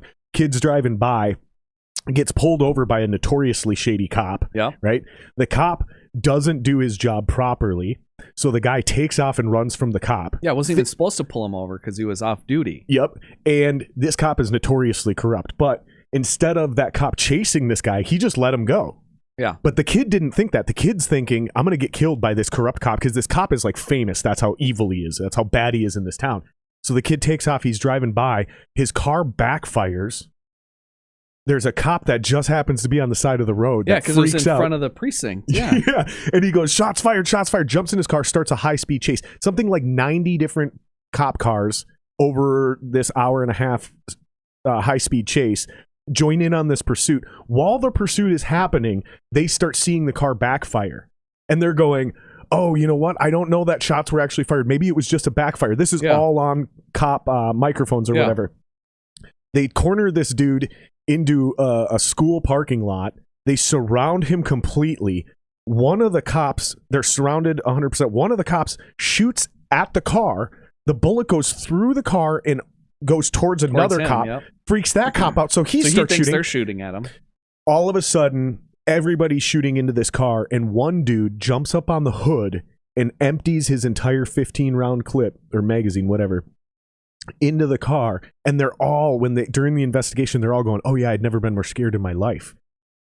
And it's like, man, listen, y'all are a bunch of fucking murderers who were doped up on adrenaline, and this is insane. And all of them got off. That's what I'm getting at. Yeah. Not one cop was actually held accountable for that shit. Ridiculous. The whole thing was insane. And then the reason I say none of them they all got off is because they did get 1 or 2 convictions and 1 suspension. But then the union leader turned around and he said, I promise you I'm getting all of them their jobs back. Yep. And they will be back on the streets. And he was right. Yep. He got them all back on the streets. That is a perfect, if you watch that documentary, that is a perfect parallel of the same issues we're dealing with here in Minneapolis. And I think it's fucked up, but I think people have also gone too far the other way, Jeremy, because I think people now don't even want the cops to do anything. Like, for example, do you hear about the 2 kids that died in Northeast on Lowry and fucking basically between Johnson and Stinson? Mm-hmm. You heard about that? No. So these kids stole a car violently. They like assaulted a woman, took her car in like, I don't know, fucking Robbinsdale or Crystal, whatever. Went on a police chase. Okay, they were being chased by police. The Robbinsdale cop chased them all the way down Lowry. They tried to turn, flipped the car, spun out, and died in an intersection. And there's actually somebody who's like, I don't think the police should have pursued. I'm like, now you're insane.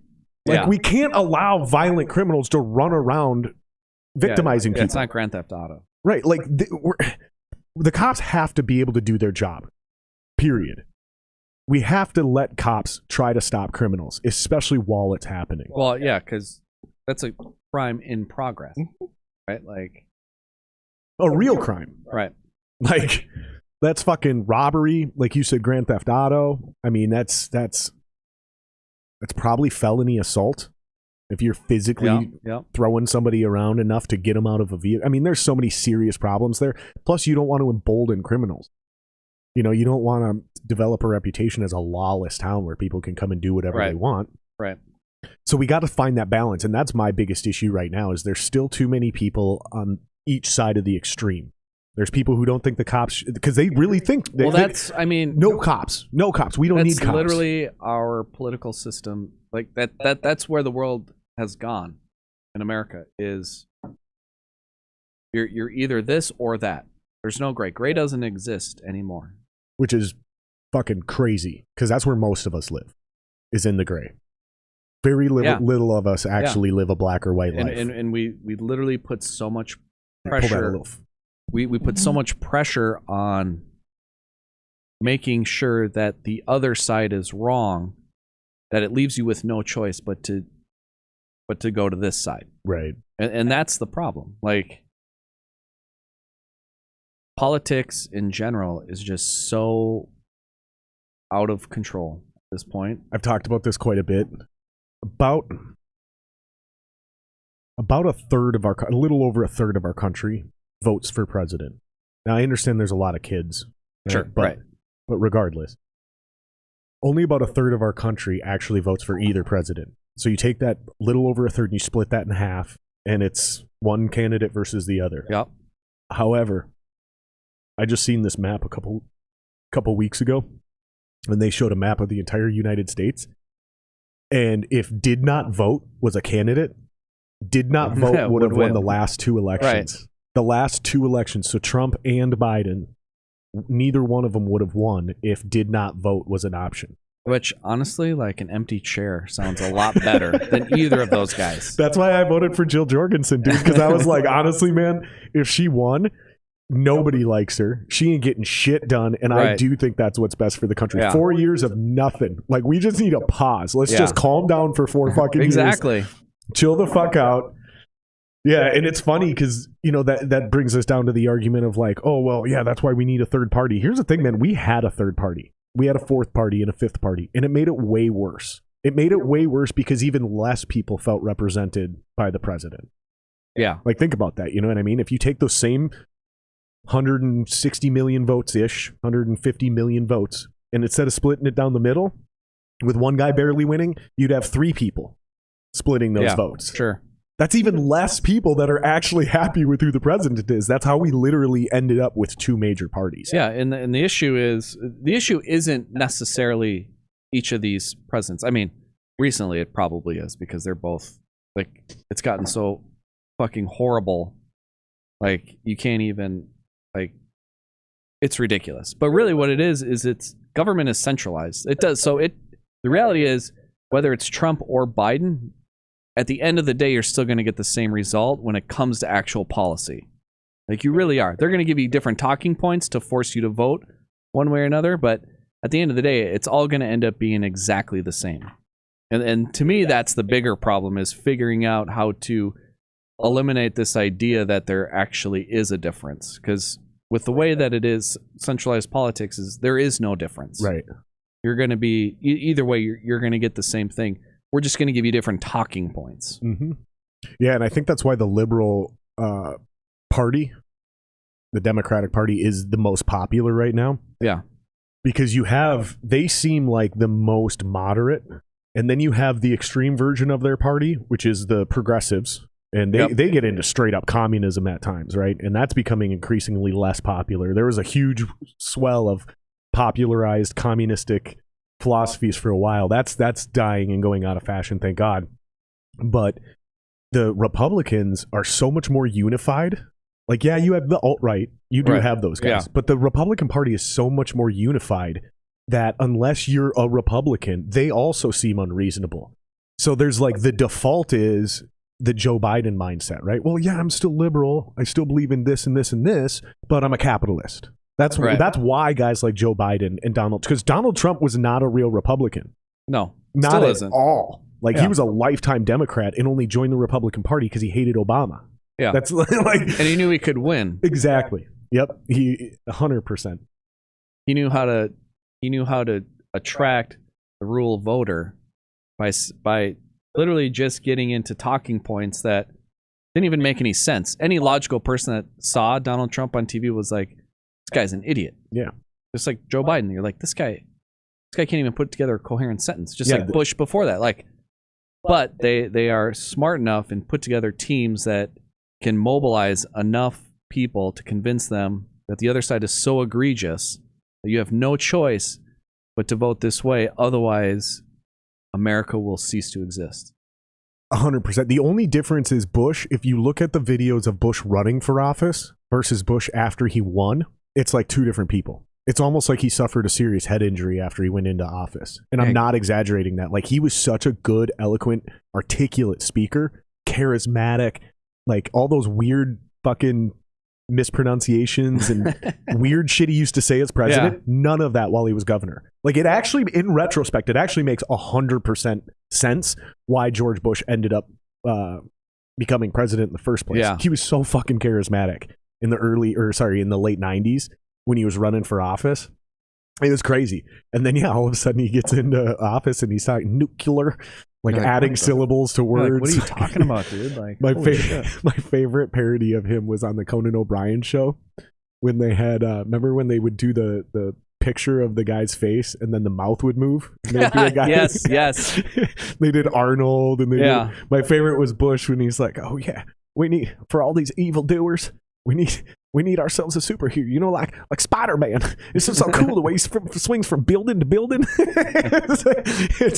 It's so perfectly captured the essence of Bush in a meme, basically, before memes were memes.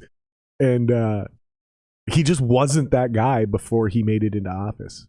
It's kind of mind-blowing. You should check it out. Which is crazy, I guess I should check out his videos, governor, because specifically when he was running for office. Because he reminded me of kind of like Obama. Like, he was just that fucking charismatic. He was such a good talker and like relatable. Like, I wasn't old enough to vote in that election. I was just too young. I think I turned 17 2 months before that election or something like that. Just too young. Mm-hmm. And I remember sitting down though, watching those debates and going, Bush, man, he just seems cool. Like, I would have a beer with that dude. I remember actually saying, like, that's a guy I would want to sit down and have a beer with and just fucking hang out. Yeah. Whereas Al Gore was running around like, I invented the internet. It's just like technically true, but not even remotely true at the same time. Yeah. Like, he invented you did not invent the internet. No, but he did invent the idea of bringing the internet to public use, like, for everybody, because it had been around since the 50s or 60s, something like that, for academia and military purposes and shit. Most people don't know that. Most people have no idea that the internet has been around since the 50s, or 60s, something like that. I think it was the 60s, because it was the 50s, because it was the Cold War. It was for academia and military purposes during the Cold War to send messages back and forth and shit. They even talk about it getting big and becoming mainstream in like the 80s. For government shit in that show, The Americans. You ever watch that? Great show. Great show, dude. Love that show. Took me so long to get into that show, but there's so many factually accurate things in that show about what we were doing and why we were doing it and what was happening. And when fucking Reagan got shot and they freaked out and they were like, they're going to think it's us. They're going to think it's us. Yeah. We absolutely thought it was the Russians. That was amazing show. That was a great show. And why that popped into my head is the Russia thing, right? So that's another one where we were talking about earlier, flip-floppers and shit. The people who were, Trump's colluding with Russia. And I said on this podcast multiple times, I was like, if he's colluding, they're both colluding. Yeah. Like, do not stand here with a straight face and tell me that only Trump is colluding with Russia. You're an idiot. And I said that. I'm like, you're dumb if you actually think that. Sure as shit. Now we can look back and actual proof shows Hillary was the one doing the actual colluding. But none of those motherfuckers are willing to admit that. All those lefties just went silent as soon as that got brought up. It's all, and so for me, that's when I stand on the back and I'm like, all the same, man. Like, you guys, it's all the same shit. Yep. Like, it's two sides of one coin. Yeah. It really is. So to bring it back to your brewery thing with the politic issue is all these mandates, because you're in Minneapolis. Mm-hmm. I think the vaccine proof, the vaccine passport, first of all, I think it's completely unconstitutional. I don't think anybody has any business to, and this is why I'm a liberal, right? So this is what I think is hilarious about the Liberal Party. They're super hypocritical as to what their definitions of things are. So for example, the reason Roe v. Wade got passed, the reason abortion was ever legalized is because it's a medical procedure and it fell under medical privacy laws. Abortion was not actually ever made legal.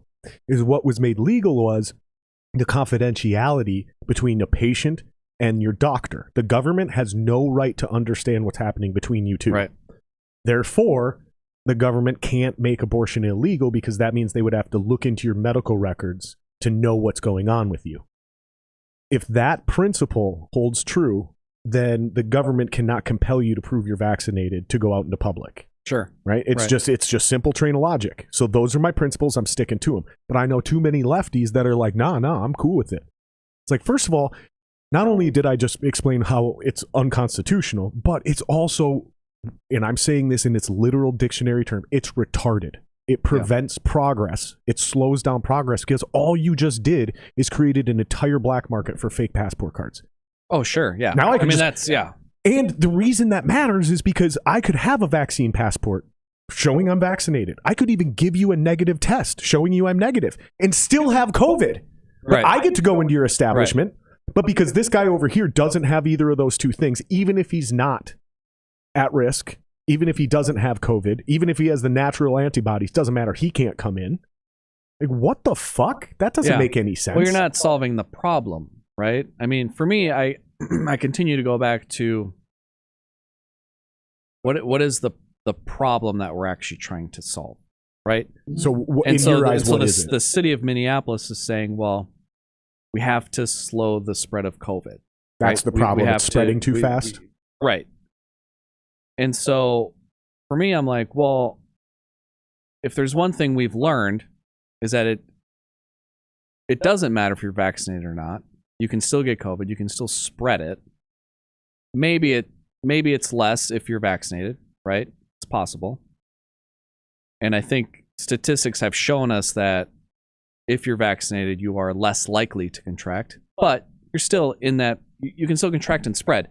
So for government to say, we're going to require everyone to show proof of vaccination or a negative test, to me, just doesn't really solve the problem, right? Because on top of it, if you're saying, okay, well, if you're not vaccinated and then you have to show a negative test, well,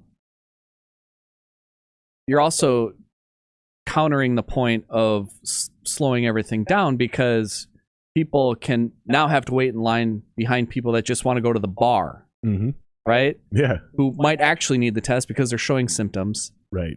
But they have to wait behind Joe Bag of Donuts who just wants to go drink at the bar and isn't vaccinated. Yeah, like I want to go, like, let's put this in context. So Joe Bag of Donuts wants to go out this weekend, but he knows he needs this proof. So he's going to take up a slot, waste the whole taxpayer dollar, citizens' times, because just for him to go out to the bar, or maybe he wants to take his girl out. Maybe it's his girlfriend's birthday. Well, we got to go get tested now. That's 2 more tests. That's 2 more hours, whatever it is, instead of somebody who actually needs this. Right. Exactly. That's a great point. I never thought about it that way. And to me, it's just not solving the problem.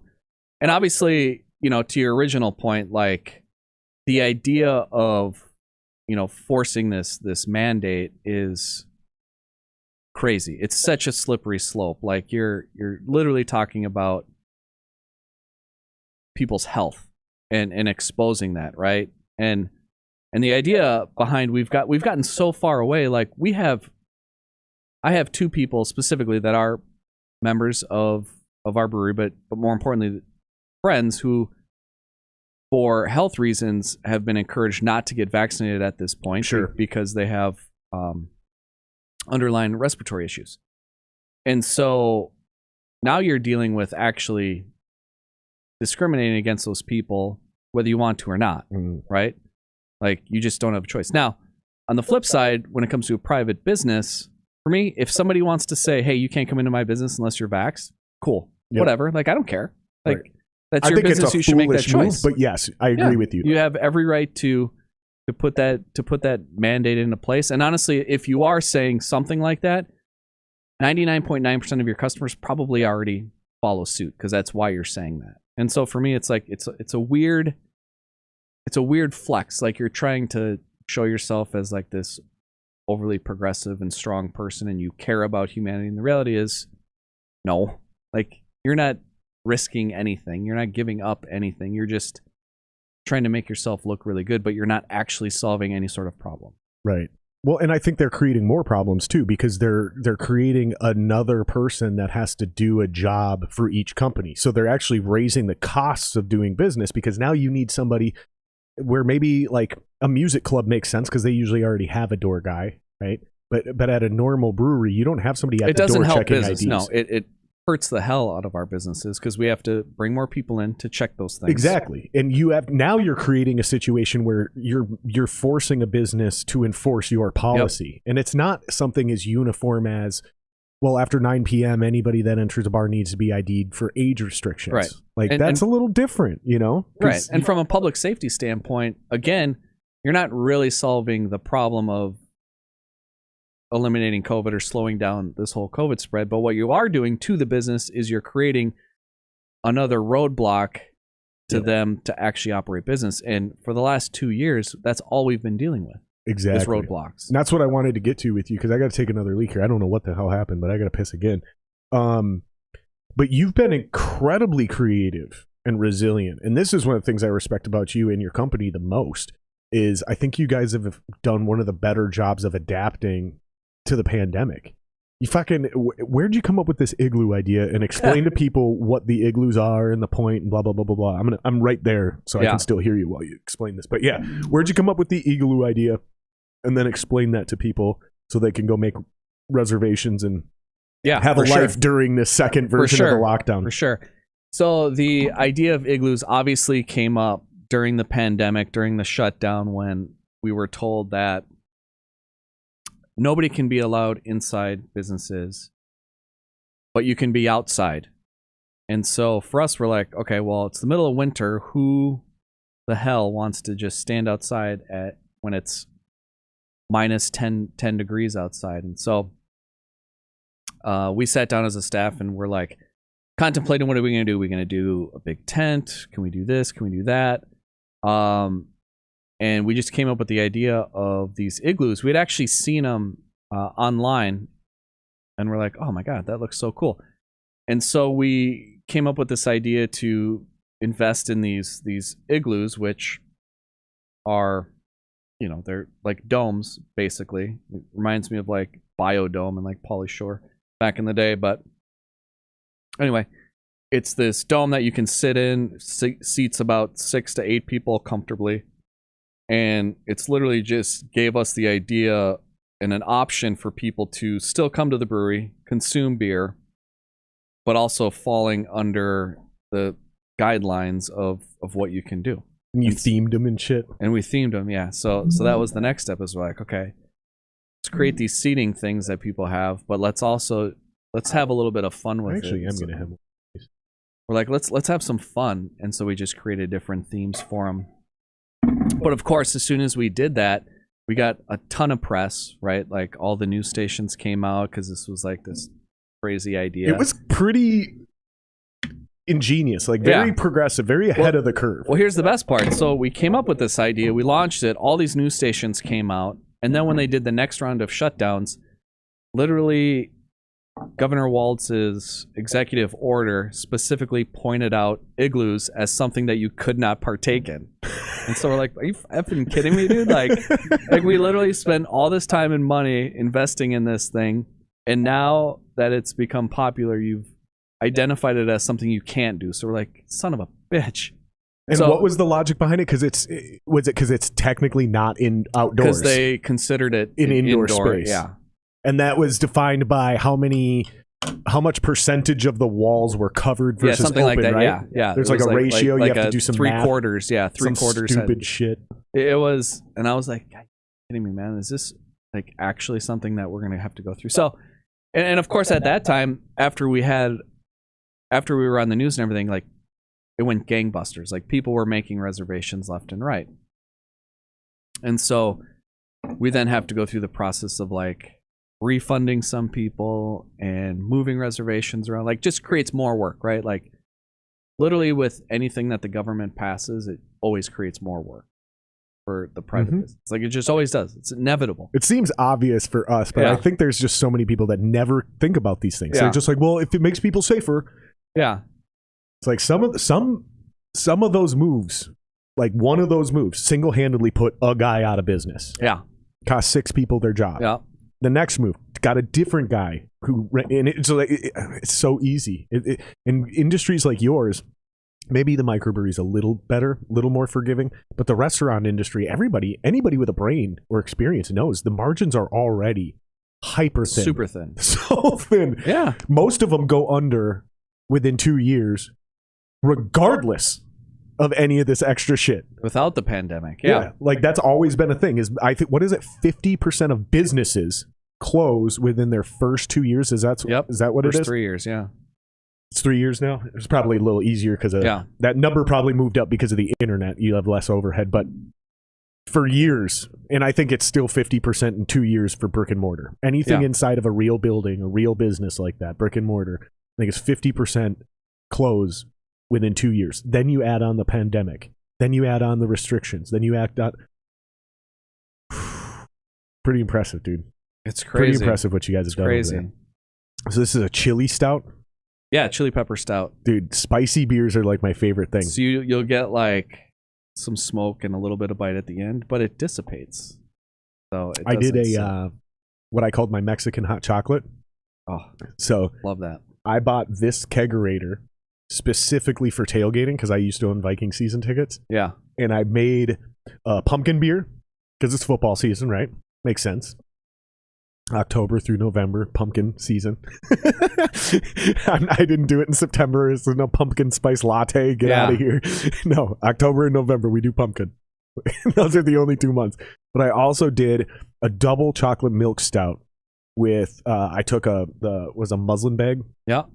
And I put sliced open jalapeno. I left the seeds in there intentionally. Soaked it in vodka for like, I don't know, 24 to 48 hours or something. And then just put it in the finished keg of beer. I think I left that in there for less than a week. And man, I'm telling you, I didn't even have to leave them in there. I opened it, pulled the jalapenos back out, closed it, carbonated it up because I use CO2 to carbonate. I don't bottle. And the way I do it, I can carbonate in 24 to 48 hours. And dude, I'm telling you, man, that was, I called it my Mexican hot chocolate. And it was probably my favorite beer I've ever made. Yeah. It was so good, dude. I love this. And I feel like spicy beers came and went way too fast. I love way spicy too fast. beers. Yeah. And you can even do nowadays you can do cream ale. You can do any style.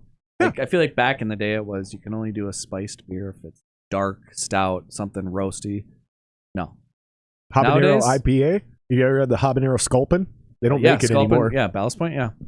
That was my favorite. Dude, that shit was so spicy to me for a while. I would drink them and I'd start sweating. Yeah. Like I was eating buffalo wings. Yeah, we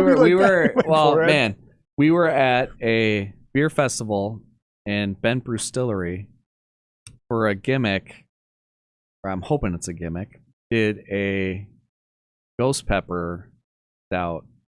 And, I'll take like a little 2-ounce sample and I almost died. This thing was absurd. Ghost pepper is insane. Yeah. There's another one of those. What is it? Carolina Reaper? Yeah. That's another one. It's like, nah, dude. You ever watch those YouTube videos of those people doing those competitions? No. So you're not talking about like the one chip challenge? No. You can watch, there's like, I don't know where they do them, but these like chili pepper challenges. And they'll have, and they have to move up the ladder. So they'll start with some like a jalapeno or something, and they progressively go up, and people just have to get eliminated based on if they can eat it or not. Oh, so it's basically like Hot Ones, but with just the peppers. Yeah, like no sauce. Yeah, that's insane. Yeah, dude. There's another one. Have you seen the reverse of these? People doing the menthol challenge. Mm-mm. So there's entire TikToks dedicated to this, and I'm worried. I'm legitimately worried about these kids. So they're like eating anything that's like is gonna cause the cold burn. So they'll like do mouthwash, then they'll put those like breathe right strips in their mouth. The fucking menthol strips. Yeah. They'll eat Altoids, and they're cramming all this into their mouth as fast as they can. And I'm like, dude, I don't even want to know what that's doing to your insides, because it's got to be the same as doing the pepper challenge. That can't be good for you. It can't be. I'm telling you, some of these kids are going to develop ulcers. You got to tear apart your end. They're going to be 28 years old with fucking ulcers, like an 80-year-old man who ate tobacco. Not just chewed it, but swallowed it and ate it. Ugh. Fucking terrible. All right, so back to these igloo things. So how did you get through the igloo thing when they made it illegal? When he said igloos yeah, so they did legit? that. So we had to, refund a bunch of people, move a lot of reservations, and then eventually, like this whole thing, right? It takes like different steps. Like every 2 weeks, there's a new press conference, and rules change, which is a whole other thing. Like every Tuesday, you were stuck on YouTube. It's like what's Wall saying today, guys? Yeah, it's like if you're gonna impose these rules, like okay, fine, like we can't change it, but at least give us like time to prep, right? Like give us time to like prepare staff and do all these things, but no, it's overnight. Yeah. So anyway, that. we eventually were able to use them again. I remember he was on every Tuesday. Yeah. I remember it got so bad he fucked up a couple of my podcasts because everybody was online to watch his press conference at like 2:00 or whatever it was. I couldn't fucking do my podcast. My bandwidth was so bad because the whole fucking state of Minnesota was on the internet watching this fuck. Yeah, dude, that's insane. So you had to be there every Tuesday watching this shit to basically figure out what was going to be implemented overnight. God, what is the fucking stress and then we had load to of adjust. It sucks. It's not even like he was doing these press conferences at 8 a.m. for you. No. They were 2 p.m. Yeah, so you're literally had having a handful of hours. Yeah, you're talking about literally turning around after you've set everything up, right? So you've put plexiglass in place. That's insane. 6 feet apart, like stickers on the floor, all of the things that you need to do, and then boom, it changes. You have to adjust and you have to fix. And then on top of it, like everyone's doing something a little bit different in the process because none of us have ever had to do it. So every small business is inventing their own way to implement whatever it is. So there's no uniformity. So every business you go to is a little bit different. And of course, when you're an employee working the front line, all my staff is hearing is, oh, so-and-so does it like this, so-and-so does it like that. Why don't you do this? Why don't you do that? So imagine like all of that stress this is really on good, top of, thank you, on top of all of that extra shit going on. It's like, what the hell? Plus, you're losing all this business because overall, there's just this hysteria of people are just scared. Like people just aren't going out based on what they're hearing. So on top of it, you're losing all that business. Well, when you're losing all that business and people are on unemployment, drains from that. So then guess what happens first thing this year? Hey, so all of the untaxable wages, we're now strapping a 14% tax on. So employers have to pay that to replenish the unemployment fund for us. And for me, I'm like, okay, well, which is weird because unemployment was never paid through by an actual tax. Right. It was a private thing. Well, that's and yes. And then when we talk about the surplus in the government, like wrap on it. We're talking about a $7.7 billion surplus. Why aren't you using that to fund your unemployment if that's really what you want to do, if you want to take this process? But no, it gets put onto the employers to add an extra 40%. Or instead of repairing the city after the riots. Right. Nope. We're going to spend that money on an insane fucking sculpture. Do you remember that? I went on a huge Facebook rant about that. I lost my shit because it was literally during the riots. The city wasn't allowing people to do their own cleanup. No, right? Yeah. They weren't allowing people to even purchase permits until their property taxes had been brought in full. Yeah, that weren't even due yet. Right. That weren't even due. And so you had those two things, and then they turned around and took money that was there on part of a surplus and went and spent a ridiculous amount on a new sculpture, an art sculpture, which Minneapolis has fucking plenty of. Like, we don't need any more art sculptures. Like, I mean, aren't we known for like the spoon and cherry across the country? Like, yeah, dude, and we've got a couple other dumbass ones sitting around the city, but it's like, dude, now's not the time. Like, and if you cared about the arts, why are you defunding public school art programs? Don't sit here and pretend you care about all art and culture. I swear to God, there's some fuckery going on financially. Like they're fucking with the books, and that's the next thing I want is like they also turned around and voted them all raises. The city council voted themselves all huge, like dramatic raises from like 40 to 120 grand a year each, something crazy like that, right? And I'm like, I want a fucking audit. Like at this point, shit is getting so out of control because our property taxes have gone up exponentially since we've lived here. In North Minneapolis, we moved here because it's cheap, right? The life we wanted to live and the land we wanted to buy and the building we wanted, we had to come to North Minneapolis to do that. Pretty big risk, but we were able to do it because it was cheap. Right.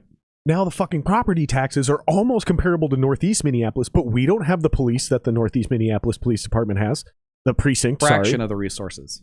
Dude, it's like, where is our money going? You keep raising our taxes. They're literally almost double what they were when we moved in. If they raise them just a couple $100 more, they will be double what they were 4 years ago when we moved in. That's insane. In a poor neighborhood. Yeah. Where most of these people can't afford it. And then they turn around and institute rent control. So it's like, okay, you've raised the taxes on every property owner, which is a lot of rental properties, and you're instituting rent control. So now there's no incentive for people to own rental property here. Yeah. The state owns a rental property across the street, or the city does. It's one of the worst run rental properties I've ever seen in my life. The city is the worst landlord. So I definitely don't want the city taking over all the properties. I just don't understand how they legitimately think that they're actually helping people.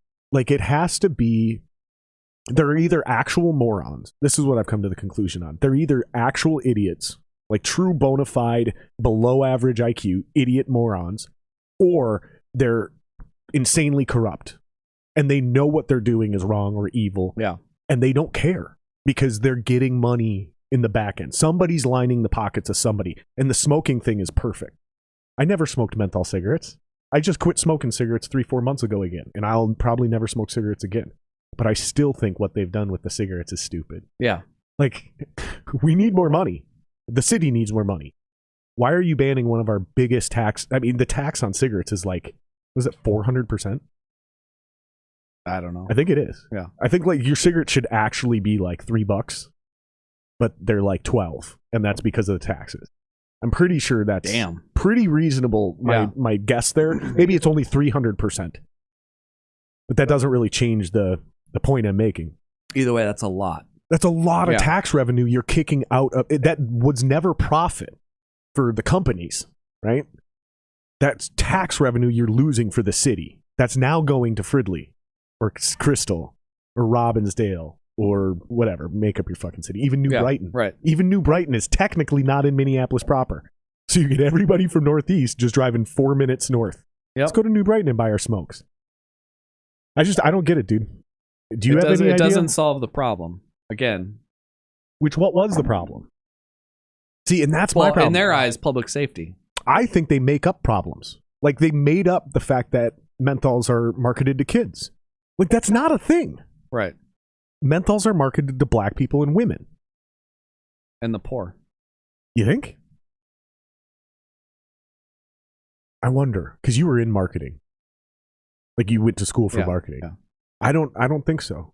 I think they originally tried to market them to someone and then realized we need to market these to women and black people because those are our two demographics. Like, specifically Newports. You know what I mean? Yeah. I don't think they market them to... Do you really think they market them to poor people? It's like lottery tickets. Or do you think they're just marketing them to black people who happen to be poor? Well, it's a very similar problem. Here, definitely not all over the country. Dude, when I was in Texas, I was in North Dallas. No. Like, the black people are not poor. Like, they're just as wealthy, if not more wealthy, than most white people I know up here. Like, it was kind of crazy to see the opulence in that part of Texas. You say Dallas? North Dallas. North Dallas. Yeah, it was a town called the Colony. Like Plano or something? Yep. Yeah. Plano. Frisco, the Colony, Legacy West. Those are all, like, Legacy West is basically their version of Uptown. Ah. Bro, there's black dudes driving Lamborghinis. I don't want to hear about poor black people. Like, not every black person lives the same life in this country. Yes, a lot of the black people in Minnesota are poor. But we're talking about Newport making a national campaign. Maybe you're right. Fuck, you probably are right. I don't know, but I don't see it as them marketing to poor people. I think they because when you looked at old cigarette ads in magazines, they didn't look poor. You know, they weren't doing like the Marlboro Man, rugged, blue collar. You know what I'm saying? It was very elegant. It was classy. Like those Newport ads, it was always some smoking hot chick sitting in an apartment with a skyline over the city view. That ain't marketing to poor people. You know what I mean, though? Whether you agree or not, I don't know, but it didn't seem that way. That's fair. I'll default to you, though, because you went to school for marketing, not me. I'm pretty good at it, but it's all bootleg, street-level knowledge I learned from the music industry. It's not actual schooling. I didn't market Joe Camel, so... would you ever work for any company like that? Ever? Like, if you never started Broken Clock, obviously. Like a tobacco company? Yeah, or like a pharmaceutical company or an alcohol company. Because there's some of the biggest poisoners on the planet. Tobacco, Oh, sure, yeah. big pharma, hard alcohol like Jack Daniels, shit like that. Beer, I don't think beer's a real poison. Yeah, I mean, I'd be a hypocrite if I said but... no, right? Like, I mean, I guess it would depend on the scope of what I'm doing and what my job is. But even, to me, it's all luxury items, right? Like, true. Well, big pharma's not, but I get your point. But like, yeah, I mean, I think it's not something I would want to do, but I can't say that I wouldn't do it necessarily. There isn't anything that would keep me from not doing it. I think big pharma is the biggest evil in America for sure. Right now. Opioids and like prescription drugs, like, I mean, just government and like government in general classifying marijuana. You know what I mean? Like, yeah. It's the most absurd thing in the entire world, and it's because they can't figure out a way to. They haven't been. They don't monetize it yet, right? It's like the whole hemp industry way back in the day. Well, and it's funny because, like, think about this, right? They didn't just legalize weed in the states they legalized it in. They completely circumvented huge corporations and allowed home growing. Why is this significant? Well, to tie it back to the beginning of our conversation, within the last, I gotta make sure I say this right. Within the last 15 years, just in the last 15 years, home brewing is now legal in all 50 states. Because I remember Northern Brewer doing a huge campaign. It was a big advertising campaign, but big marketing campaign about something about freedom and blah, blah, blah, blah, blah, because the 50th state in the union finally legalized home brewing. Yeah. They were the last holdout that finally legalized it. Here's the point. Alcohol was only illegal until, what was it, like 1933? It was like 1927 to 1933-ish. It was a very short time. It wasn't until 2000-something that you could finally brew your own beer at home. And then in the last 15 to 20 years, they finally just started at opening up home distilleries. So like now you can go buy a still and make whiskey in your backyard without going to prison. Right. I think it's hilarious. Then that when they started legalizing weed, it didn't go the alcohol route. They're like, we're going straight to home growing. Yeah. We're going to skip that 70 years of oppression. Yeah, we're just going to straight up allow people to do it. I wonder how long it'll take before they actually make weed legal, and then how many days it'll take before one of the breweries in town does a hemp slash weed beer? Yeah, because I've had a hemp beer or a weed beer. It doesn't taste like weed, but it smells like weed. Stinks up your lines big time. Yeah, they used the seeds. Yeah. They cracked the seeds and used the is that how you would do it if you were to do it? I have no idea how I would do it. I don't know. I don't know that science behind it to be able to say how I would even approach that process. Yeah, because then you'd immediately have to start making the argument with yourself. Do we want it to get people high? Like you're eating weed? Sure. The answer is probably not. It's probably not a great idea to mix alcohol with edible marijuana. So especially if it has any correlation to edible marijuana as it is now. Right. And how messed up you can get. Like, it's a completely different animal. It's a totally different animal. You'd have to start your own taxi service just to bring everyone home. I can't eat weed anymore. I mean, it would be... I tried it a couple times, dude. It fucking ruined me. I ate a cookie and had a beer and couldn't walk. Had to crawl through my apartment. Like, you know that sign from Wolf of Wall Street where they're drooling from the Quaaludes? Yeah. That's almost exactly what I was going through on one edible and one beer. So the only time I ever partook in the edible process is when I lived in Colorado. I went over to my buddy's house, who every morning we had this routine. Like every morning I'd go over and we'd get together and we'd spend the morning snowboarding, skiing. And I remember coming over one morning and he's in the shower and he's got blueberry muffins all laid out. What a great guy. Like, muffins, all this stuff, guy. and like these mini muffins, right? And so like I pop like 3 or 4 of them.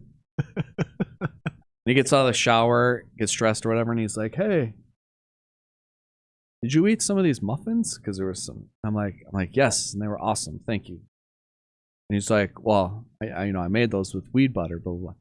And so I'm like, he's like, how many did you eat? I'm like, 4. And he's like, all right, we're in for the day, because he knew what was about to happen. So I probably spent like 3-4 hours there. I don't really remember. I just remember making it home eventually, and I meant to make stovetop stuffing because I was hungry. I was just hungry as fuck. And I remember not actually making the stovetop stuffing, but instead I just took a spoon and ate the stovetop stuffing out of the box and ate the entire box. And my roommate came home and he's like, "What the fuck are you doing?" And I'm like, "I wanted to make stovetop stuffing, but I was eating it out of the box. I couldn't actually get myself to make it." And that was the last time. I woke up the next day and I'm like, yeah, I can't do it. There was one time early in the podcast, somebody brought a gummy and they passed them out to everybody who was here. And I was like, absolutely not, because I had already had a couple beers and I know how I am on that shit. And he straight up Marty McFly'd me. Like, he fucking straight up, "What are you, chicken?" And that shit never works, but it worked that day. And so I took it and I ended up being fine. But I found out it was like, yeah, that's only 10 milligrams. Like, you should be fine on that, you know? But the problem with edibles is there's no regulation. Yeah. You know, and it's weird because, like, you seem pretty libertarian. I'm fairly libertarian, you know. But I don't trust companies. I don't trust corporations, whether it's big pharma or it's, you know, your local weed shop. No, we need some regulation. We do need government oversight because people are far too willing to take advantage of people. As long as that third party company doesn't have an interest. Sure. Yep. For me, that's where it comes into play. It's like, you can't have an interest in this process, right? Like, because once you do, then you're going to start to. Then you have the ability to skew things toward that interest. Actually, I just said something super egregiously wrong. Not like the FDA, because the FDA organizationally has zero interest or profitability in anything. The problem is the people that are put in the FDA are easily and highly corruptible. So they pass unethical lobbyists shit right there to a lot. I mean, they don't even need lobbyists, because the pharma companies just straight up approach the FDA execs. "Listen, approve this, and in a couple of years, like, when imagine your contract's up, we got a lucrative job position." Imagine being able to create a drug that you have zero responsibility for if it kills somebody. Think about that. Think about a vaccine where if your vaccine leads to millions of deaths, you're insured so that you have zero responsibility. Yeah. And then that's scary. And you also can't hold the FDA responsible for anything that they approve. That's what freaked me out about the current vaccine mantra, right? Is everybody saying you have to get vaccinated, you have to get vaccinated, you have to get vaccinated. But the catch is the FDA allowed this thing to happen before it was approved. Right. And then they approved it. You can never hold the FDA accountable for anything ever. So whether they approved it or not is irrelevant. Is what bothers the shit out of me is the bill that was passed before the FDA approved the vaccines that said the pharmaceutical companies cannot be held responsible for any side effects from these vaccines. And that, to me, that's the biggest problem. I agree. With anything. Like, I agree. Like, if I create this beer and you drink it, and it ends up being poisonous and you die, I should be able to be held responsible. In theory. Right.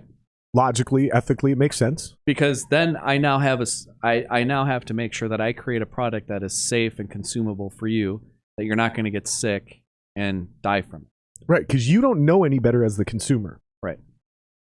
And people go, "Oh, well, the market will figure it out." Yeah, maybe after enough people die, word will get out and the market will go, "I don't want to buy beer from this brewery." Yeah.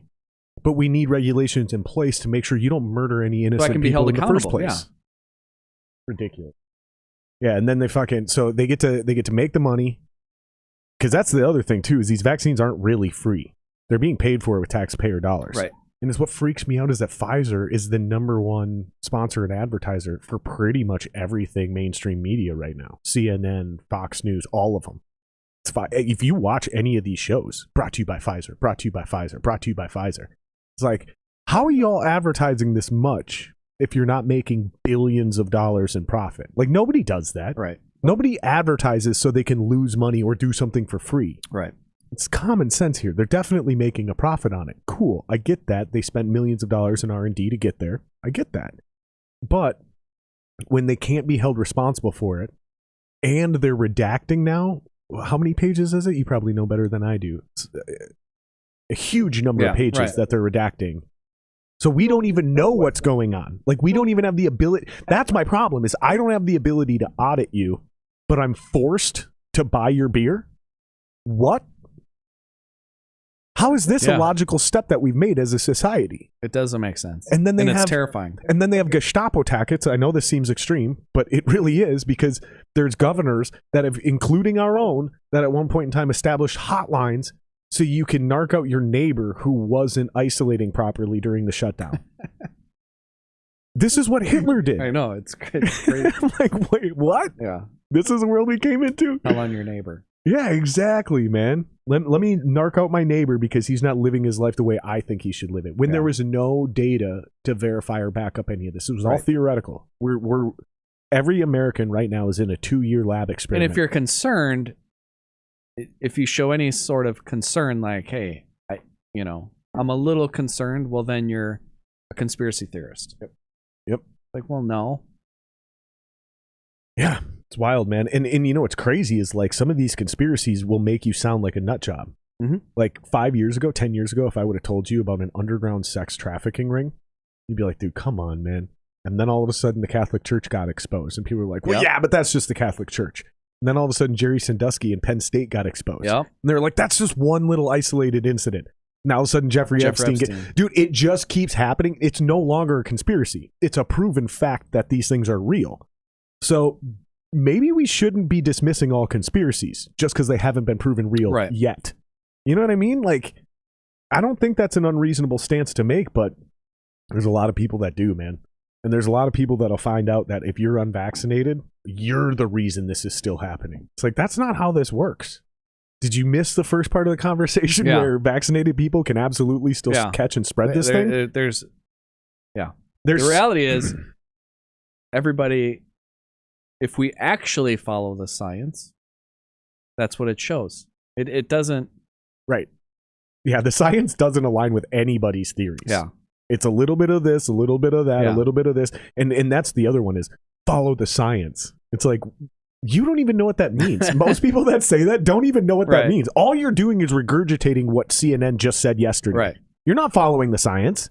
You're not reading the studies. You know why? Because most of the studies aren't publicly available to us. Right. Like, this is and not science is the one thing that, true science doesn't take sides, right? So, but we have to. We're in a position where, in order for us to align with what people want, we have to take one side or the other. So when science falls in the middle and says, yes, it's a little bit of this and it's a little bit of that, well, fuck, we can only say this or we can only say that. Otherwise, we're a nut job.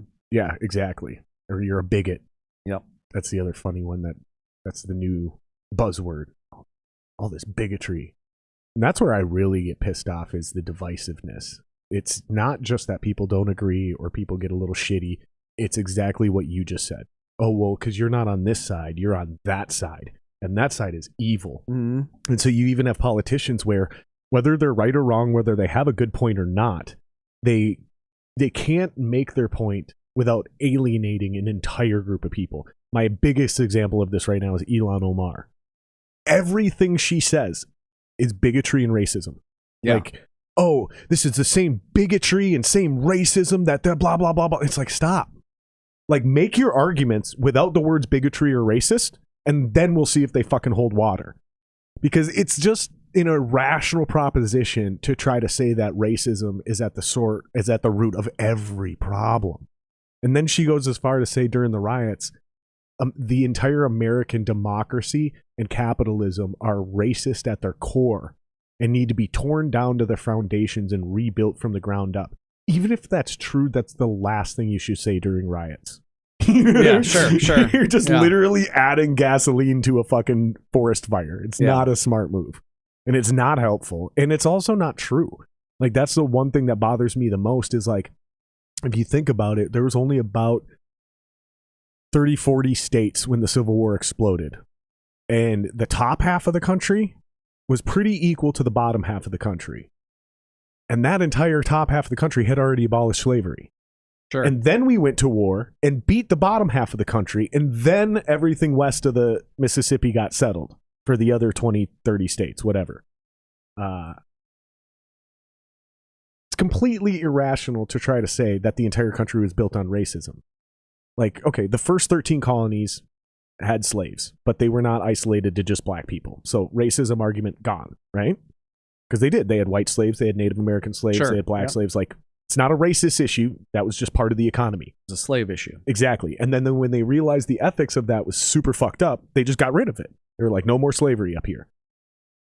The South wanted to keep it, so we went to war and we beat them. So the entire capitalistic North that didn't believe in slavery beat what I would say the communist or socialist South, which is, you know, exploiting labor. It's not capitalism. It's not free market. We beat them and then settled the rest of the country. So to say that the entire idea of our country is built on the backs of slaves and bigotry and racism, it's disingenuous at best. What would you say, though, if this country was originally settled with slavery, whether black or not, was the foundation of building wealth, because you could exploit slave labor to build wealth, and then you abolish slavery, but nothing's done afterward, in the sense of you've essentially created another class of human being. Even if you've abolished slavery and you've said, hey, thank you for working my fields for a decade or whatever, but now you're free, but you're on your own. Right? It was just like in the South, when we freed the slaves of the South, we still put all these sanctions on the South, and there was nothing. We didn't free the slaves and then say, here's $100,000 to start your life because you have nothing. But we've already built all this wealth from you and created that second class. Yeah, so that's a really good question, and that's a super complicated thing, but I think the only way to look at it is, first you have to evaluate the economic situation of the time, right? So like every economy was built on slavery up until that point. So it's kind of unfair to point out America. Now, You know, like, but agreed. Like, it's just kind of unfair to be like, this country was built on slavery. Literally every nation up to that point was built on slavery. And still today, several. Right. Like, we could get into the 13th and all that shit, but we got to start there, right? Like, what was the problem? That there were slaves? True. But there were slaves in every fucking country. So no country is above that foundation. Sure. It's just not a thing.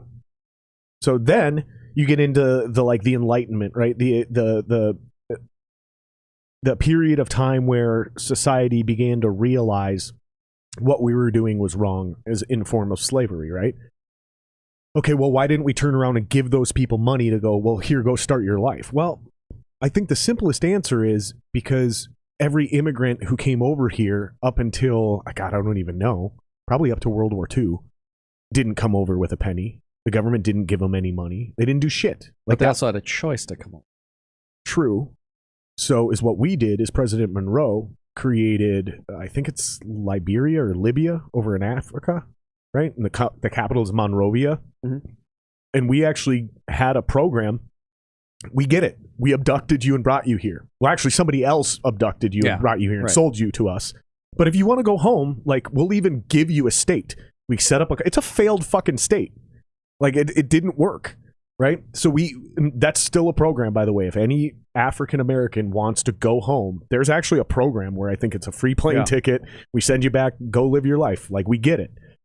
But if we start getting into every single error we do requires monetary compensation, I don't think that's a good mindset, because look at almost all the lottery winners that go broke within years. They go literally bankrupt within years. So just giving people money and that's isn't going to fix anything.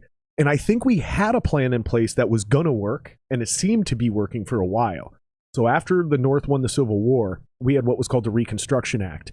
And that meant the North had physical stations of troops in the South to make sure that the states and the local police and stuff like that didn't turn around and infringe on the newly freed black people's rights. Well, there was a very, very similar election to Trump-Biden that happened a few years later, a few terms later, so probably 20, 30 years later, where basically the loser, in this case would be Trump, right, disputed 4 states. I think it was actually 4 states, just like this election. And the real winner, which in this case would be Biden, actually turned around and said, all right, I'll tell you what, I'll give you the states. I'll give you the election. They went and did a backdoor deal. So against the people, against the will of the people, against the vote, it really didn't matter, because these two went behind closed doors and made a deal.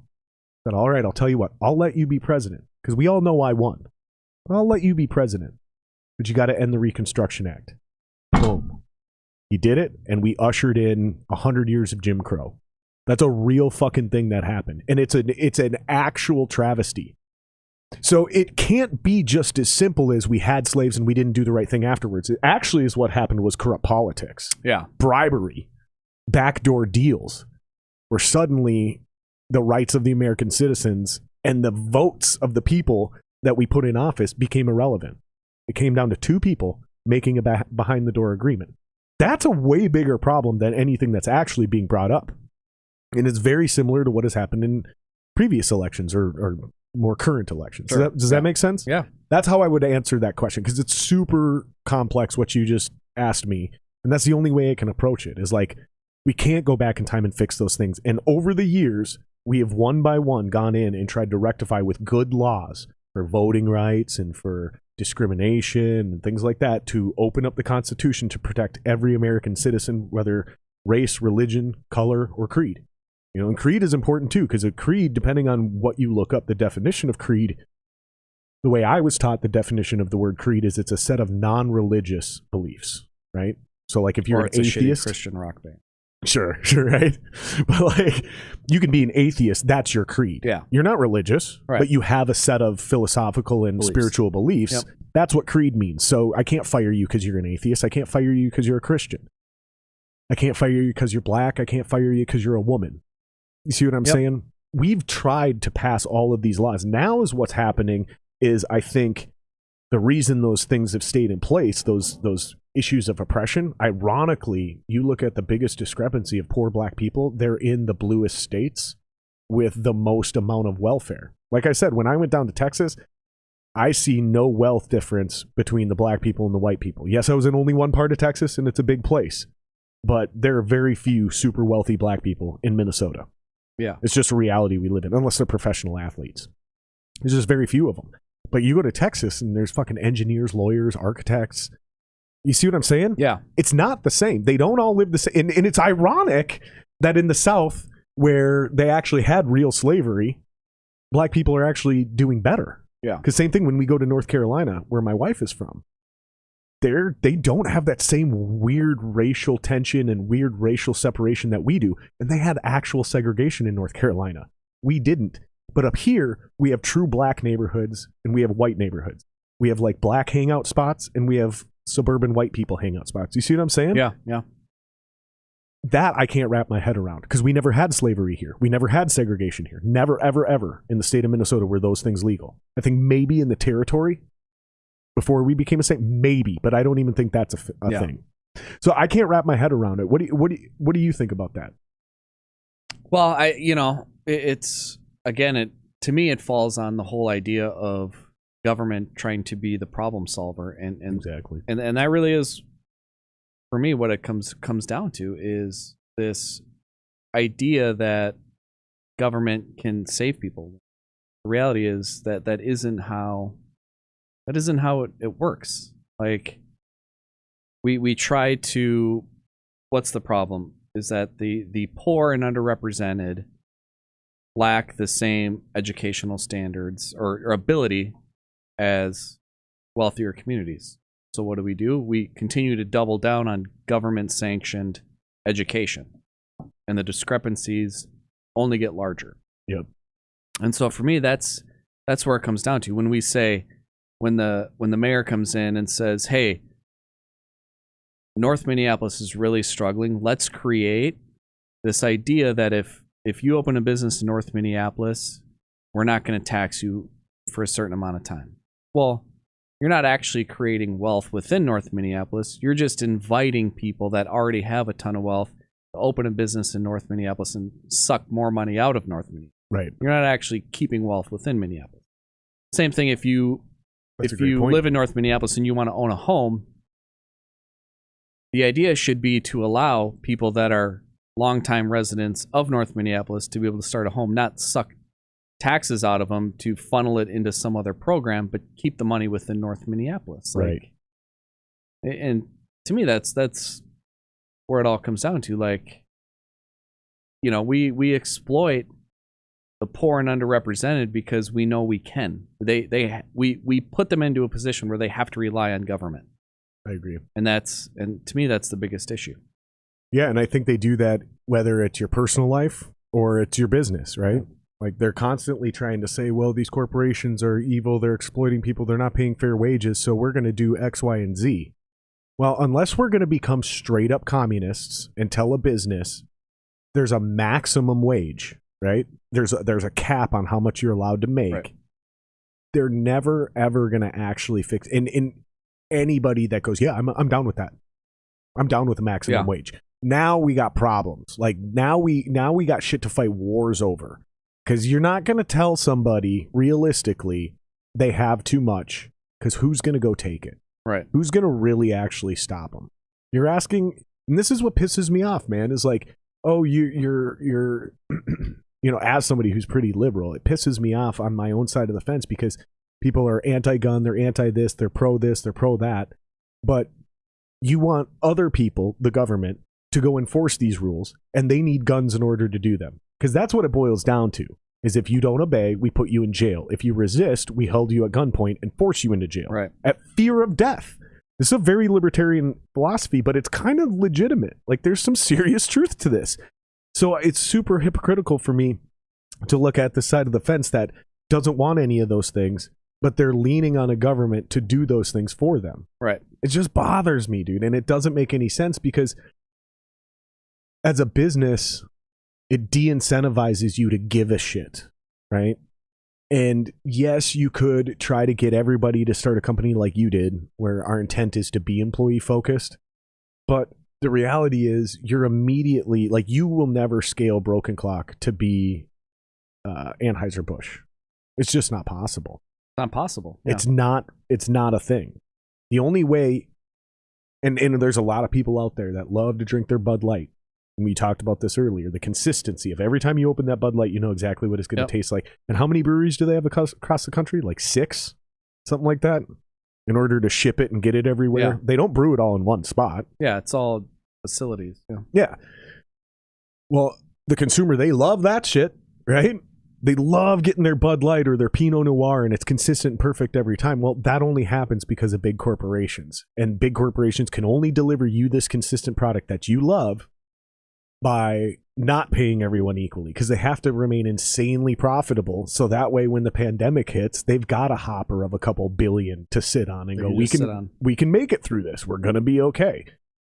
The companies who are hurt by this shit are the small guys who can't make it through the pandemic. And it seems so obvious to me, like common sense.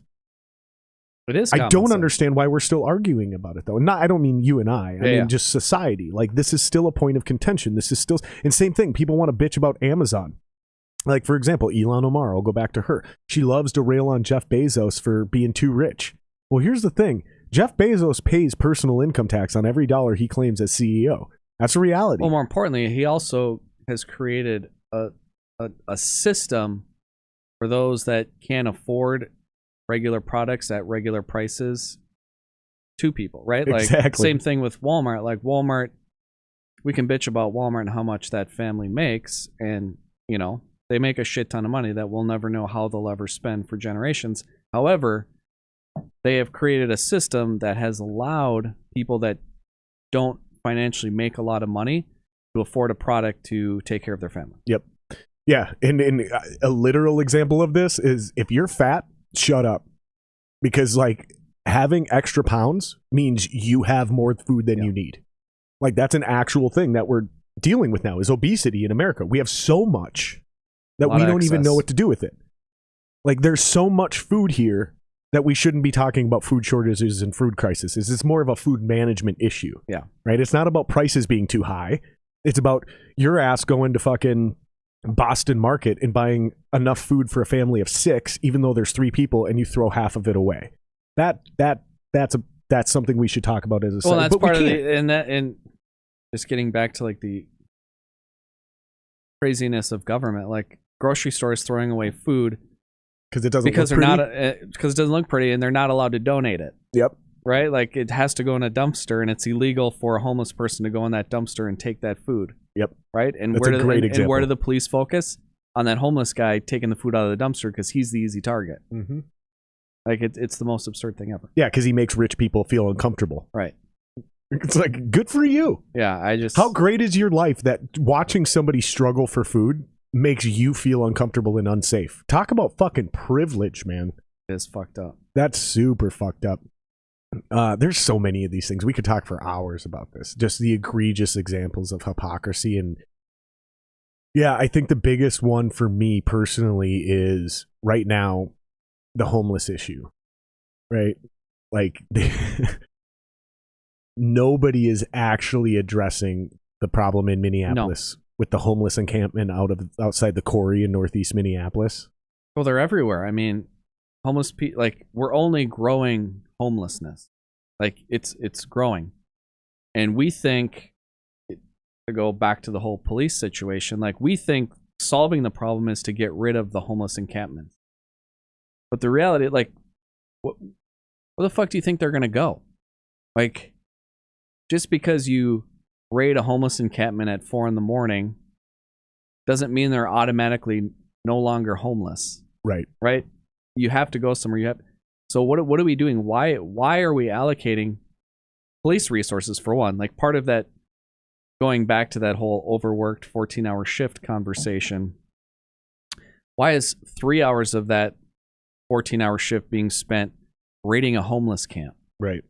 Right? Like, while they do nothing to prevent the actual crimes that the homeless people are doing. You're doing nothing to... Well, first of all, we don't even address the idea of working homeless, right? Like, those people that are working people, but just can't make enough money to afford housing. Yeah, they're making $18,000 a year. Right. You know, which is not... It's probably half of what you need to make it in Minneapolis. Right. And we don't even count those people into our homeless numbers, right? Right. We only look at chronic homelessness. Yep. Right.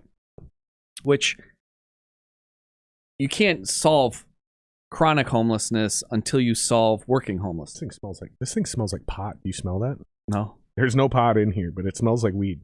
But and for me, I'm like, what are we doing? Like, there's a lot of problems to solve with homelessness, and if you're invading homeless camps and disrupting these people and displacing them, you're literally not solving anything, but instead you're making things exponentially worse. Well, and then on the flip side, they're not doing anything to prevent the actual crime that the homeless people are causing. So, for like, just to keep it in context, the Corey homeless complex, right? They're robbing people in the parking lot at knife point and sometimes at gunpoint. They're stealing at a relentless rate from that Target in the quarry. That's so much. It's so bad. Target has had to reduce their hours. Yeah.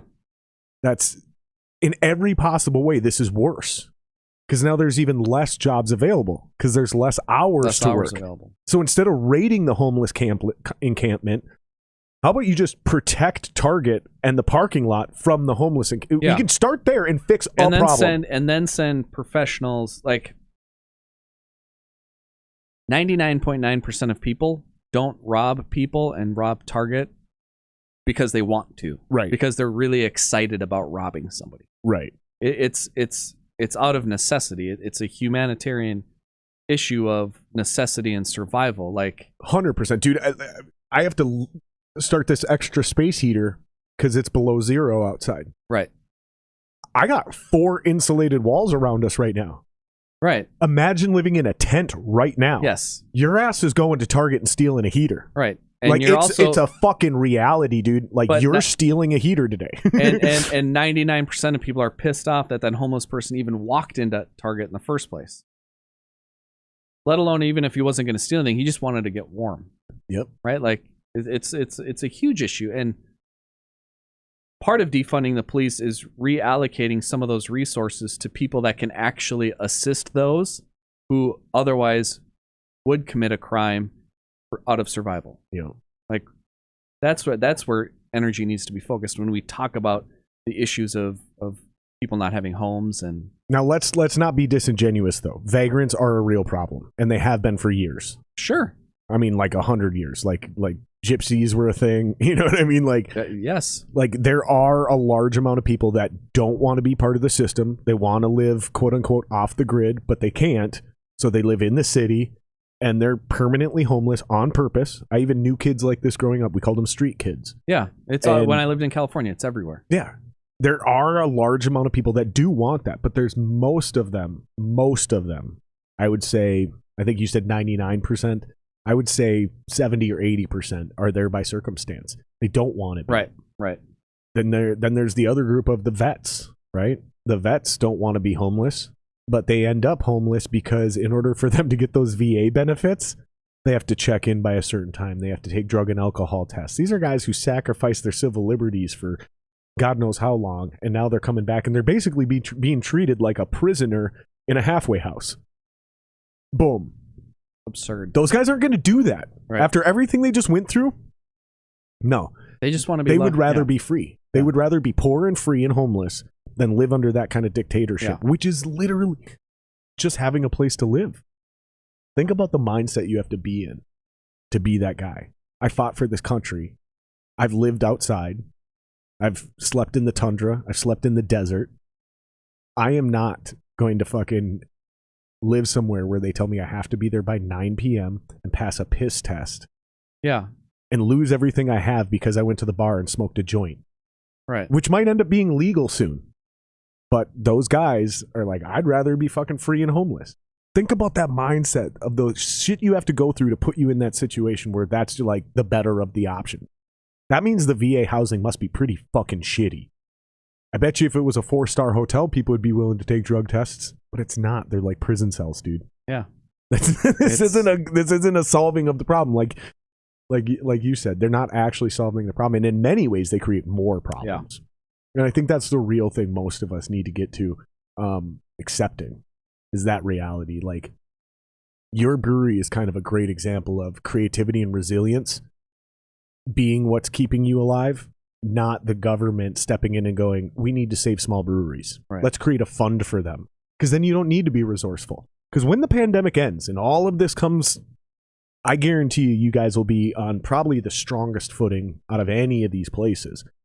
From the igloos to the grab and go bags that you guys did. Yeah, well, they were in like brown paper bags or something like that. You sold a limited amount, but people, because you didn't know how to do it, but you were like, well, let's do something contactless. I swear to God, you guys were one of the first people to go contactless pickup or whatever the shit it was. Yeah. Brilliant, man. And that happened because your survival was at stake. Had to. Exactly. But we had, and luckily for us, we had a community to lead. Hey, this is the situation. This is your brewery. This is you. This is your community. This is what we need. People stepped up. But I don't think it was lucky. Because you created that. So luckily you had a community to lean on. Yeah. Fortunately. You were very fortunate to do that. But you worked for that. You pushed that. You made that. You actually started. And this is there to bring it back full circle. Where we started the conversation. You started a company that was, you didn't even know you were going to make beer. You decided to make a co-op. That is foresight. That is incredible to me. You said, I want to create a business first. Then you said, well, how about a co-op? Okay, that's second. Then you decided it was going to be a brewery. Right. That order of logic, I think, is how you can kind of suss out successful businessmen from people who just have a hobby that they want to turn into a job. Yeah. Does that make sense? Sure. Oh, I like making whatever. How can I make money doing this? Yeah. Which is kind of the direction I'm going with, right? I love having these conversations. I love hanging out with people. I love drinking beer. I love smoking cigars. I love doing music. How do I monetize all of that into one idea? Yeah. Start a fucking podcast, go online. And what John Wheeler's, there's a few cats in town here that are doing exactly what I'm doing, and they're way more successful than me, partially because they started way before me, but also they're a little bit more niche. I'm a little out there, right? Like, I got a lot of things I'm into. But John calls it monetizing your personality. That's basically what we're trying to do. Sure. Is figure out, okay, how can I be me, do what I love to do, and make money doing it? Very, very counterintuitive to what your philosophy was. You wanted to create a business. Okay, let's start there. How about a co-op? Okay, good. Now we got our second step. Let's do a brewery. Most guys do that in a reverse order. Yeah. And so I don't think it's lucky that you had a community. You did that on purpose. Whether you'd seen it coming or not, maybe that was the lucky part of it. We built that first. And you didn't build it with the intent of a pandemic coming. Yeah. Like I bought my house cash because I saw another shutdown coming. Yeah, it was like, I've been through September 11th. I went through the 2008 mortgage crisis. Yeah, we're buying our house cash because we don't know when we're both going to lose our job at the same time. What's the next? Yeah. I don't want a mortgage payment. That's too much pressure. Let's suffer, right? Because we have less money. Yeah. We have no savings anymore. Because between buying the house, getting married, and then 2 years of being laid off, it was a little rough. But I think it's really genius how you guys did that. And like I said, even down to what I would say being online during that time seemed to be the first version of like a contactless delivery system. What were they? They were like grab and go bags, sampler packs or something? Explain that. Because I remember it, but I couldn't get my hands on when you sold them too fast. Well, really, we were sitting on...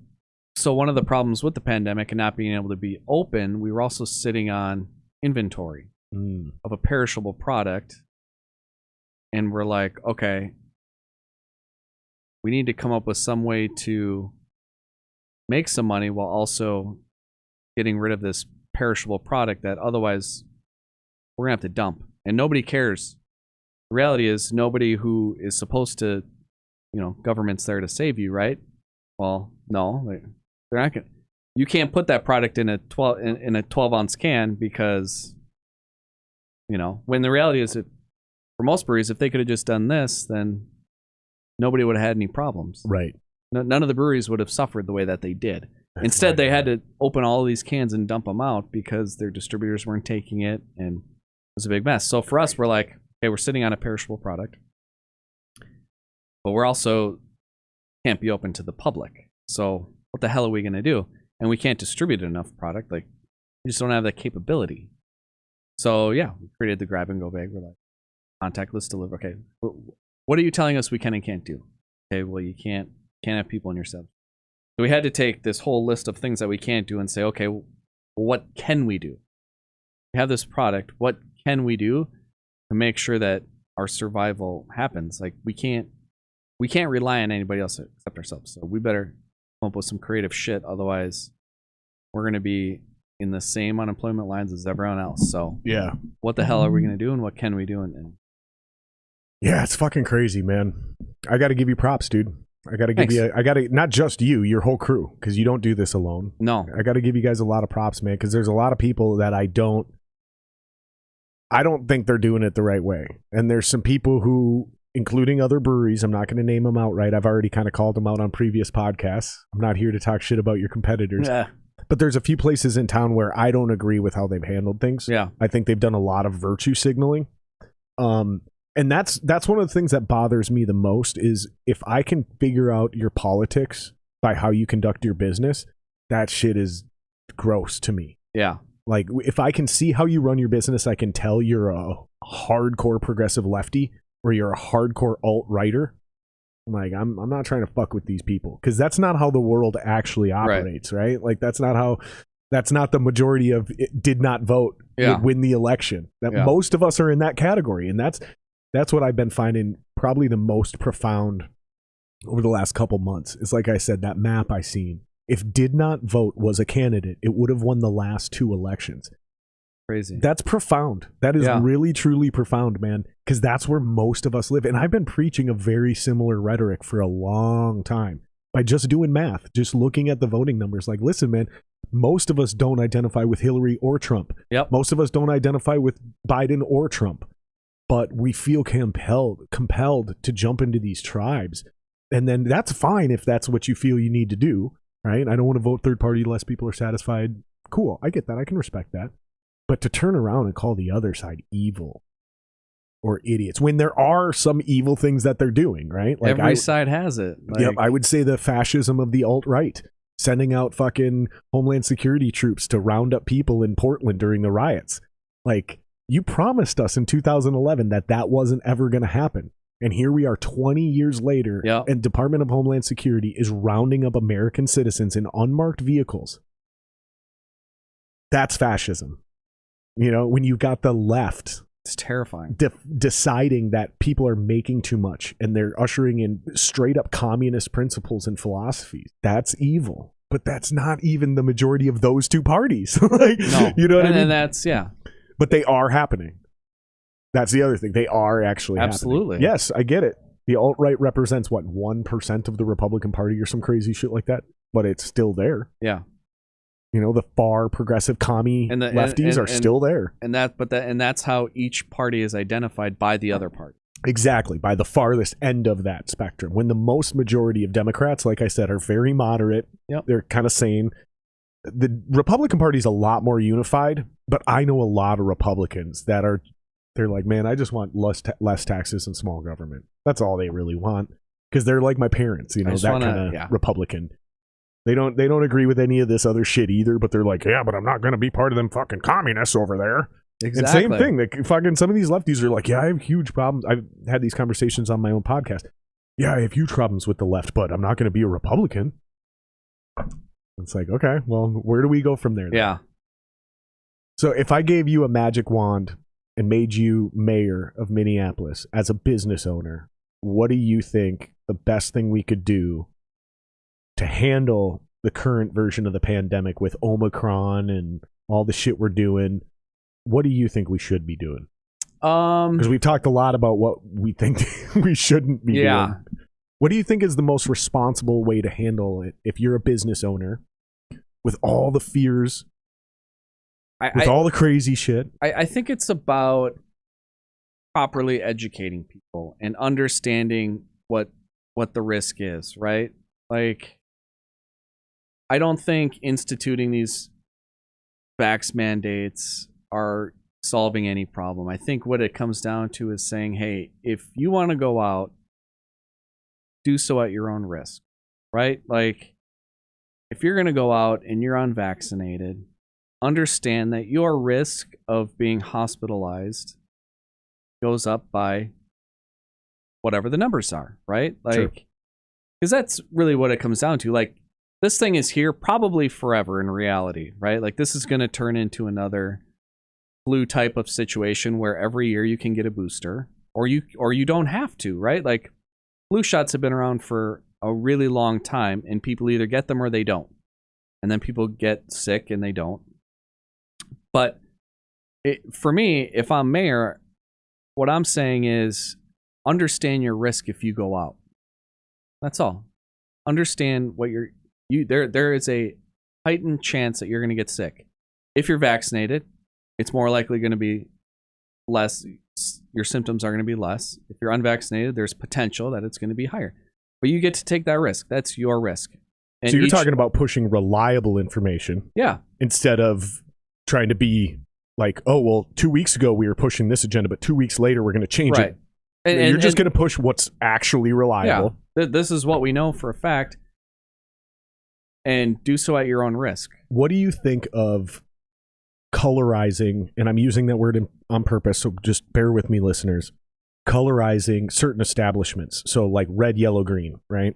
So as a risk status, so like bars, right? Like not restaurants, but bars, nightclubs where there's dancing, so people are typically in really close contact. Alcohol is being served, which means masks aren't being worn. People are usually music being played, so volumes of voices are louder, which means there's spit. Bars, nightclubs, category red. Enter at your own risk. These are the highest risk places you can be during a COVID situation, right? And then something like the post office, maybe that's like a yellow. Mm-hmm. Because, yeah, it's close contact. You're in there for a while because of the lines. So time of exposure. But nobody's yelling. Most people are masked, right, in these situations. So less risk. And then you have like the green zones, which are like, I don't know, fucking U-Haul. Yeah. Where you walk in there and there's two people there's in there. There's nobody there, yeah. I mean, then it's enter at your own risk, but now you can evaluate that. And it's not based on discrimination of your business. It's your industry you're in. Yeah, and I think that's part of the whole education process. I wouldn't implement this whole process in which your business has to adopt this thing and post. I think it's all... So like you would draw the line if I said you have to, since you're a nightclub or a bar, you have to post a red code sign at your front door. Yeah, like, I think this is a code red level industry building, enter at your own risk. You draw that's too much? I'm not going to say it's too much. I think it's, I guess, erring on the side of common sense, right? Because you're already having a press conference saying, hey, this is what this virus tells us. It tells us that if you're in close proximity to people, it spreads through droplets like X, Y, and Z. Like, you already know if you're going to a nightclub that you're taking an exorbitant amount of risk. I don't know that putting a red sticker on the door saying this is a level 1 hazard for this, that it's actually going to, again, solve anything. Right. Like, is anybody going to walk up and go, oh, this is a code red place? And I don't want to go here. Are we using tax dollars to give everybody their code red stickers to put on the door? Or are we telling... These are great points. Are we telling each business that they have to invest their own money in their code red stickers that they're putting on the door? And then, what does that mean, right? So, like, do you just print it off on your regular printer and tape it on the door, or does it have to be certified? Right. Like, and who's enforcing that? Yeah, exactly? Who's going to go around to business and make sure they're coding themselves properly? No, I think you're right. I think these become... But you're right. Maybe you just do like a public access press conference and you put it on the Minnesota CDC website and categorize each industry. And it's up to personal responsibility for you to go to the website and see, okay, because you're just confused, you know, because not everybody's smart. Not everybody's idiots. Some people are just really busy and they're like, wait, there's a coding system now? Oh, okay. So conceptually, okay, this makes sense. If I'm going to a music venue, if I'm going to a bar, if I'm going to whatever, those are high risk establishments. Because even now with the vax mandate, bands are exempt from the mask or the vax mandate. Right, because they're performing. So it's like, okay, well, if you're so concerned about the spread and saying musicians who travel to different places aren't following, like again, you're just sort of pandering to this idea, like, as a government, we're keeping everybody safe. Well, no, you're not. Like, come on. If you were really concerned that this thing is so dangerous that you have to institute all these rules, then just shut everybody down from. Like, yeah. The more we talk about this, specifically in this conversation, and I've felt this way before, but the more I talk about this with you in this conversation, it seems like there is no answer. No. Like, I don't think you can do anything. Like, at best, you could do what you just said. Start educating people about, doing things at your own risk. Maybe you put out a coding system like what I suggested, but enforcing it, like, it's just not realistic. Because all the loopholes, like you just said, like even the smoking thing, to go back to that, I can still smoke in an establishment right now. Yeah. I just have to be a performer.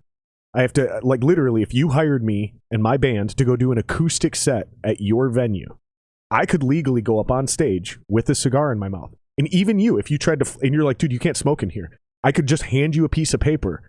And it's the law that says I can absolutely smoke in here on stage as long as I'm part of the performer. Right. Like, that's crazy. it, dude. Yeah. It's a real, and so there are loopholes around these things, and all you're doing is creating an incentive for people to find those loopholes. And then they will. Like, for example, to bring it back to just a simple brewery. Well, you have to wear a mask unless you're eating or drinking. Okay, well, let me just hold this beer in my fucking hand all night. Now I'm actively drinking all night.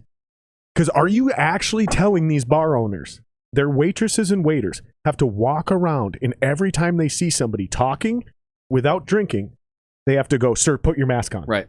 You're going to chase people out of their bar so fucking fast. It's ridiculous. I had the same exact problem with restaurants.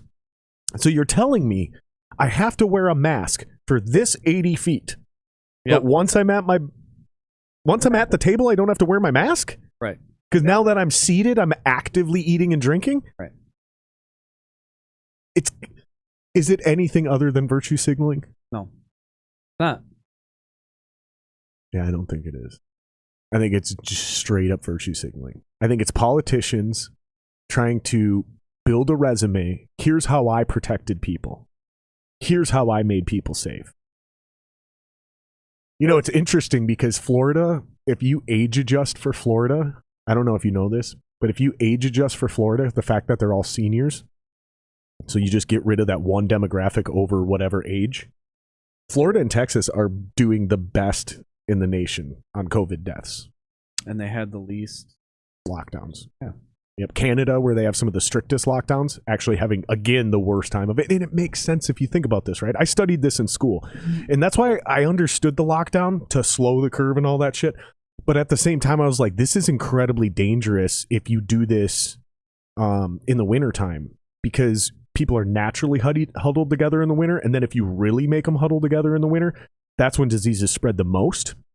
So that the lockdown actually makes the least amount of sense. You want, especially during the summer, you want people outside spread out, chilling out, right? But they didn't go that route. They went the other route with it. And I find that extremely concerning, I guess I would say. Because that's just a common sense issue, right? Yeah. Cold and flu season, being indoors, closed circle, sharing air, circulated air. Yep. I mean, I don't need to be Dr. Fauci. The virus spreads the same way. Yep. It may be more or less dangerous in certain aspects, but spread is the same. Like 100%. We haven't. This isn't like a new type of spread. Right. Exactly. And it does spread like the cold. So again, it's like it doesn't spread like the flu. It spreads like the cold. Yeah. Meaning it's fucking everywhere. Like at all. November and December became almost impossible to do podcasts. I went 2 weeks at a time on a regular basis without being able to do. I usually do 2 a week. Yeah. I do a Tuesday and a Thursday. I am having a hard time booking 2 a week because of COVID. When I was getting 1 a week booked, every other week somebody would cancel because of COVID. Yeah. And half of them were vaccinated. Like recently, too. Well, even with the booster. My fiance got COVID last week, and same thing. I never got it, but she's vaxxed. I'm vaxxed. But it didn't stop us from. It didn't stop her from getting it. It doesn't stop you from getting it. That's my issue. That's my number one problem with everything we've talked about. Being vaxxed doesn't prevent you from getting it, and it doesn't prevent you from spreading it. So requiring people to be vaccinated only makes sense if you're trying to make the pharmaceutical companies as much money as possible. Right. Because now they're talking about mandatory booster shots too. Like, come on, man. I think we've gone too far. Let me ask you this before we wrap this up. Would you consider doing another podcast with me, but doing it down the road at your brewery? For sure. Whether it's summer, if it's wintertime, I say we just do it in an igloo. Yeah. I think we should. I think it'd be awesome, especially if we figured out a way to do it like off hours. Yeah. So maybe during hours, but like in your really slow period of time, like fucking noon on a Tuesday. We would totally right? do it. That'd be awesome. And then maybe if it's during the summer, doesn't matter, but we'll do it outside at your pavilion. Yeah. I think that'd be fucking cool, man. I'm in. Appreciate it. Well, let's cheers before our beers are empty. Thank you, brother. I honestly, man, this was a blast. This was probably one of my most fun podcasts. It's just such a joy to not talk about fucking metal music. I love it, but at some point in time, it becomes overwhelming. I'm sure at some point in time, I mean, if you do want to talk metal music, our brewers are metalheads. So there you go. I remember that when we met them because I was wearing a shirt and they were like, yeah, I like that guy. They said this in front of me. They were like, yeah, no, I like this guy. Nope. Yeah. He fucking listens to good music because I was wearing like a Lamb of God shirt or some crazy shit like that. You're a big football fan? Yeah. You a big Wild fan? Yep. All right, I got a buddy with Wild season tickets. Maybe we'll do it. Maybe we'll go to a Wild game. We should do it, man. We should build up some more shit to talk about and do this again in a few months. Every 3 to 6 months, I figure, is the best rotation. So Let's do it. we'll figure it out. Thank you for bringing the beers. Hey, if you guys are interested, go check out Broken Clock Brewing. It's Broken Clock Brew. .com. BrokenClockBrew.com. The link is in the description. You guys can join. You can buy a membership. Even if you're from out of town, even if you're international, doesn't matter. You can buy a membership, be a part owner in the brewery. That way, when you come to Minneapolis, what do they get for being an owner? It's a discount. You get a free beer every week for the rest of your life. That's dope. You get discounts on beer, discounts on merch, events, access to special beers, plus you're part owner, so you can actually run for the board of directors and guide. That means you get votes. Means you can vote. You can actually help put together guidelines for the brewery. And have you put this to an online form? Not forum, but form. So if people like live in Wisconsin or whatever, they can still be a part of those meetings and get a vote. So the only stipulation to being an owner is you do have to be a Minnesota resident. Oh, well, you international fucks are screwed then. But hey, there'll be investment opportunities for you down the road. You can be a part of the community bond program. But sorry, you Russian fuck, you can't. Exactly. No, did you guys do that to combat the whole Wisconsin thing? No, it's a law. Did you hear about the spotted cow deal? No. So they got in trouble because you remember when you couldn't buy spotted cow in Minnesota? Yeah. One liquor store owner went and smuggled a bunch of it. He didn't even make money off of it, but he went and bought it in Wisconsin, sold it in Minnesota. Yeah. He got sued by New Glarus or whatever it is. And I don't actually know if this is 100% true. This is just a story I heard from somebody who's extremely credible. But basically, that liquor store lost their individual battle, but ended up winning the war because they filed some sort of counter lawsuit against New Glarus. And New Glarus was found guilty of discrimination. Essentially, I'm paraphrasing, but they were basically found guilty of discrimination because they had a rule that their beer was not allowed to be sold in Minnesota, and that was found to be unconstitutional. You can say my beer's only sold in Wisconsin, but you can't say it can't be sold in this one state. Yeah. So you can make it exclusive to your state, but you can't sell it anywhere except here. You see what I'm saying? Yeah. So and I don't know if this is 100% true, but that's why I had to ask if you did the Minnesota resident thing to combat. Yeah, because there was a huge rivalry, man. There was Wisconsin breweries that refused to let their shit be sold in Minnesota, but they'd let it be sold in Illinois or everywhere Iowa else, or Michigan or whatever. And somebody stepped in and was like, "No, you can't do that, dude. You can go exclusive to Wisconsin, but you can't just say fuck Minnesota." So crazy. Something got changed. So now you can't buy New Glarus anywhere except Wisconsin. That was the point, is they just went, okay, fuck it, we're all Wisconsin. We're just Wisconsin. Yeah. That's why I had to ask you if that's why you did that. No, we are restricted by law. Is it really? Yeah. So you can't have a co-op with out-of-state people. I don't know if other states are the same way, but in Minnesota, you have to be a Minnesota resident. That's mind-blowing. Wow. Okay. So keep that in mind if you guys are thinking about starting a co-op. You can't do it internationally. Because that's what my curiosity would be, is like, let's start a company internationally and do a co-op. Oh my God, we dominate the globe. You get fucking everybody on the planet to donate $1. You're an $8 billion company, bud. Without doing anything. Without doing a goddamn thing. That's just profit. Talk about crowdsourcing. Yeah. Maybe you have to pay for a website. Yeah, it's $10 a month. There you go. $100 a month if you want it to be legit. All right, guys, like, subscribe, share. Go to brokenclockbrew.com. Links in the description. You can, like I said, you can buy a membership if you're a Minnesota resident. You can go rent out the igloos. They hold 6 to 8 people. You do it. Is it hourly? Hourly. Nice. All right, guys. Appreciate you guys joining us. Like, subscribe, share, blah, blah, blah. You know what the fuck. It's YouTube. You all know what your job is.